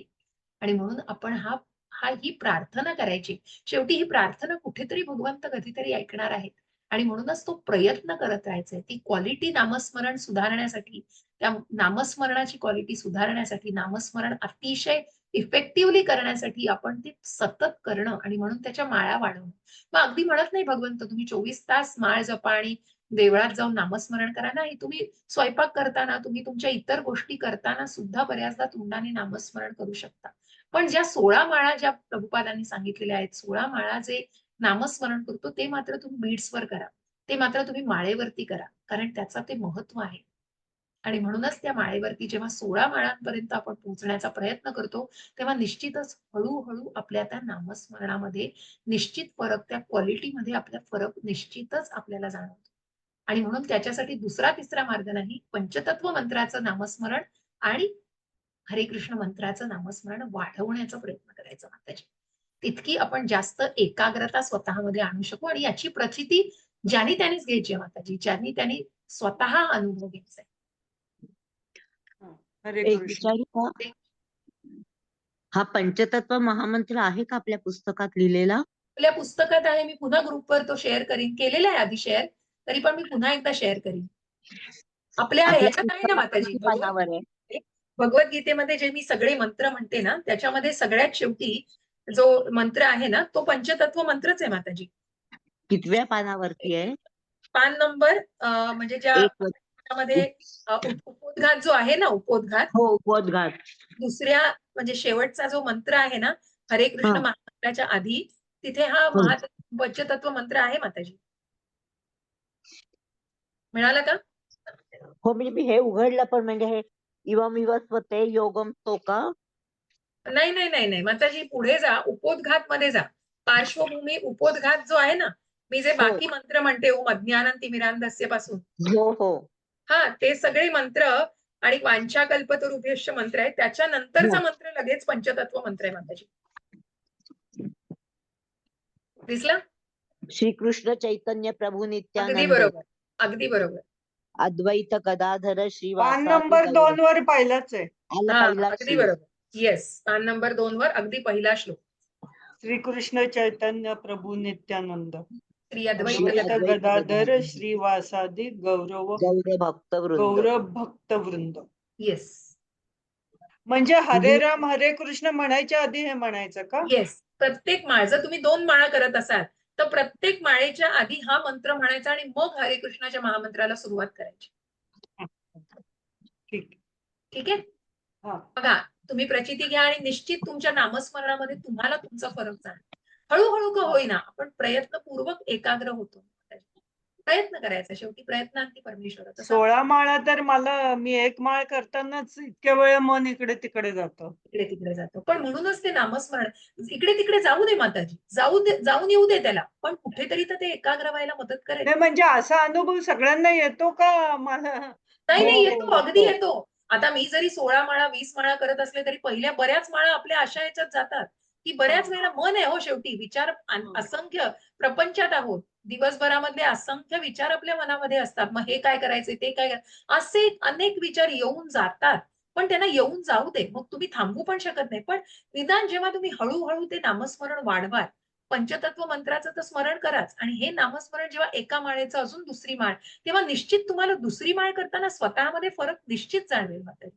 हळूहळू जाणवेल, इमिजिएट नाही, हे जादूच्या काढणीसारखं नाही. पण निश्चित हळूहळू पहिली माळ निदान होईल, आपले मन सैरभैर जाते, पण त्याला हळूहळू तर आपण कंट्रोलमध्ये आणू शकतो. त्या प्रकारे आपण प्रयत्न करू शकतो. ठीक आहे? हा.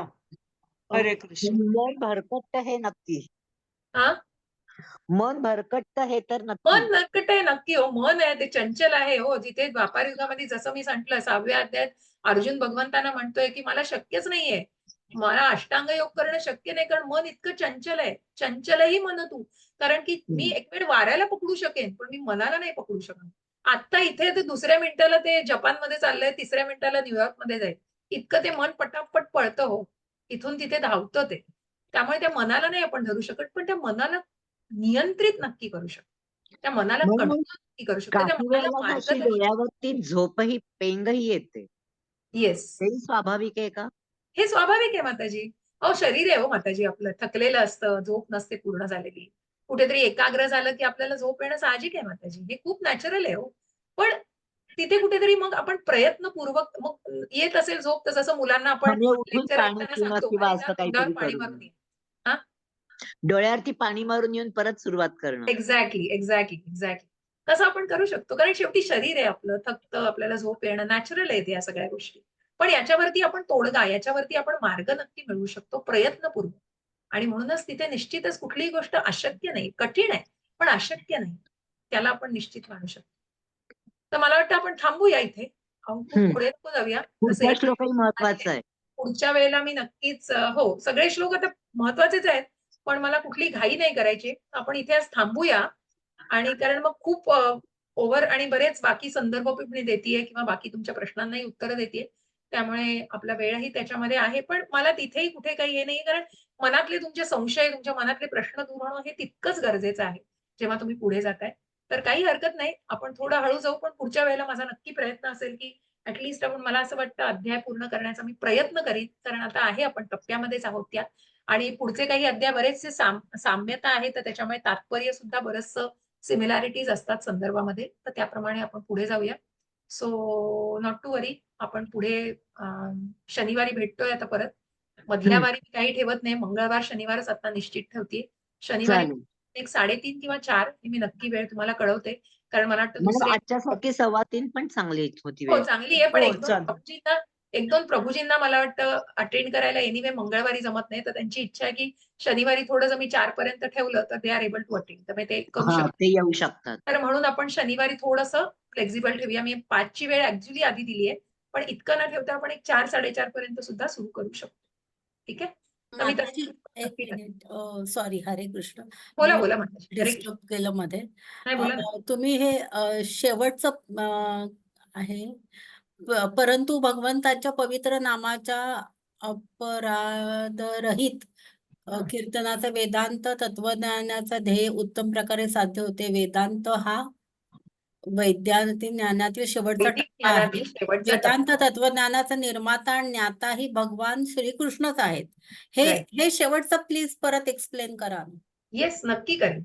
म्हणूनच मी हा जो 15.15 हा श्लोक मुद्दाम सर्वस्य चाहो हृदि सन्निविष्टम तो पुन्हा श्लोक मी म्हणते आणि वेदैश्च सर्वैरहमेव वेद्यो वेदांत कृद्वेद विदेव चाह. कारण वेदांचा ज्ञाता आणि वेदांचा संकलक हा भगवंतच आहे. हे श्रीकृष्णच आहे. निर्माताही आणि ज्ञाता हे भगवंतच आहे. आणि म्हणूनच भगवंतांच्या पवित्र नामाचे अपराधरहित कीर्तनाने वेदांत तत्वज्ञानाचे ध्येय उत्तम कारण भगवंतांनी काय सांगितलंय माताजी? कारण की जेव्हा चैतन्य महाप्रभूंना विचारलं, "तुम्ही का करता कीर्तन?" तर माझ्या गुरूंनी मला सांगितलंय, "मी महामूर्ख आहे. कारण मला ज्ञान नाहीये आणि हे ज्ञान मी या कीर्तनातून मिळवू शकतो." आणि म्हणून त्यांनी सांगितलेलं आहे, की कलियुगातील अधिकतर लोक हे महामूर्ख आहेत. वेदांत तत्वज्ञान जाणण्या इतपत ते शिकलेले नाही. खूप वेदांचा, शास्त्रांचा अभ्यास करणं सोपं नाही. आणि त्याच्यासाठी अनेक वेळ म्हणून आपल्याला ज्या पहिल्या ह्याच्यामध्ये दिलेलं आहे, की त्याच्यासाठी प्रत्यक्ष करण्यासाठी की अनेक वेळा या गोष्टींना किती वेळ म्हणजे आपण वेदांचं अध्ययन केलं पाहिजे हे सगळं ठीक असलं, तरीही पहिल्या ह्याच्यातच आपल्याला दिलेलं आहे, की कृष्णाचे अंश आहेत आणि प्रोत्साहित करणे वेदाध्ययनाचे प्रयोजन हां. सर्वसामान्य मनुष्याला या युगामध्ये वैदिक कर्मकांडातील सर्व विधिविधानांचं पालन करणं शक्य नाही. तसेच संपूर्ण वेदांत आणि उपनिषदांचं अध्ययन करणंही त्याला शक्य नाही. वैदिक विधिविधानांचे प्रत्यक्ष पालन करण्यासाठी पुष्कळ शक्ती, काळ, ज्ञान आणि साधन सामुग्रीची आवश्यकता आहे. हे या युगामध्ये क्वचितच शक्य आहे. आणि म्हणूनच हे सगळं जेव्हा अशक्य दिसलं आहे, तेव्हा आपले उद्धारक आणि या या कलियुगामध्ये पवित्र पतित जीवांचे म्हणजे पापी जीवांचे उद्धारक जे आहेत चैतन्य महाप्रभू यांनी 500 वर्षांपूर्वी हा कृष्णाचा हरे कृष्णाचा महामंत्र या पृथ्वी तलावरती दिला, की जो वेदांचा संकलक, की जो भगवंतांपर्यंत आपल्याला जोडू शकतो.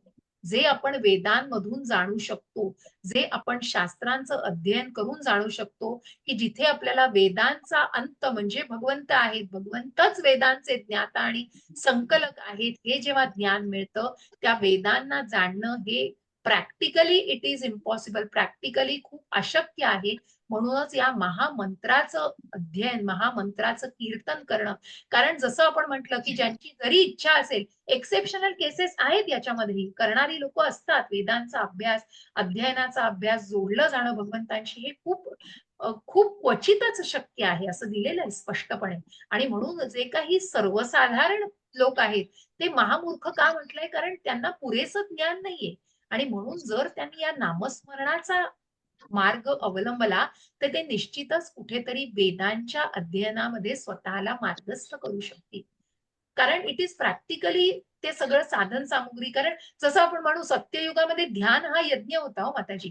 कारण सत्ययुगामध्ये लोक लाखो वर्ष जगायची हो, आयुष्यमानच तेवढं होतं, त्यामुळे ते शक्य होतं. पण तसं कलियुगामध्ये शक्य नाही, आयुष्यमानही कमी आहे. आणि ज्या काही आयुष्यामध्ये आपल्याला साधायचं आहे ते थोडक्यात साधायचं आहे, तर जे काही आपल्याला साधण्याचं आणि आपलं जे उद्दिष्ट आहे ते उद्दिष्ट आपण या महामंत्राने शक्य करू शकतो. म्हणून असं दिलेलं आहे म्हणजे की म्हणजे महामंत्राद्वारे वेदांचे अध्ययन होते असं म्हणायचंय का? Yes yes yes, Vedant madam तुम्ही ज्ञानाचे आता हा जो equivalent to learning Veda. Exactly, कारण वेदांना जाणणं म्हणजे काय माताजी, भगवंताला जाणणं. हा. जर वेद वाचले, शास्त्र वाचले, पण भगवंतालाच जाणलं नाही, भगवंतच कळले नाही, तर काय उपयोग आहे त्या वेदांचा, शास्त्राचा? म्हणजे या महामंत्राने आपण कृष्णाला जाणतो थोडक्यात असं. एक्झॅक्टली, आपण कृष्णाशी जोडले जातो. कारण ओके. त्या हरेला आपण प्रार्थना करतोय, आपण राधेला प्रार्थना करतोय, तू मला कृष्णाच्या भक्तीत ठेव. म्हणून आपण भगवंतांशी जोडलं जातो या महामंत्राने. आणि म्हणूनच इथे कुठेतरी आपण वेदांचा त्या अध्ययनाचा कुठेतरी जोडलं जातोय, वेदांशी जोडले जातोय, कारण तो वेदांचा ज्ञाता आणि निर्माता भगवंतच आहे. मॅडम हा श्लोक कितव्या अध्यायात आहे? येस माताजी, आता तुम्ही जो म्हणलात तो श्लोक कितव्या तो अध्यायात? 15.15 15वे अध्याय, सर्वस्य चाह. 15.15. त्यांनी इथे आपला उल्लेख केलाय. येस येस, सर्वस्य चाहम हृदि सन्निविष्टो हो. मत्तः स्मृतिर्ज्ञानमपोहनं च वेदैश्च सर्वैरहमेव वेद्यो वेदांत कृद्वेद विदेव चा. वेदांचा जो आहे, वेदांचा निर्माता आणि ज्ञाता हे भगवंत आहे, वेदांचा अंत हे भगवंत आहे. आणि म्हणूनच वेदांचा सगळ्याचा निर्माता हे भगवंत असल्यामुळे त्यांना जाणणं हे आपल्याला कृष्णाच्या महामंत्राने निश्चितच शक्य आहे. आणि म्हणून हा वैदिक रहस्याचा अंतिम उद्देश आहे, जो आपण महामंत्राने साध्य करू शकतो. समजलं माताजी तुमच्या?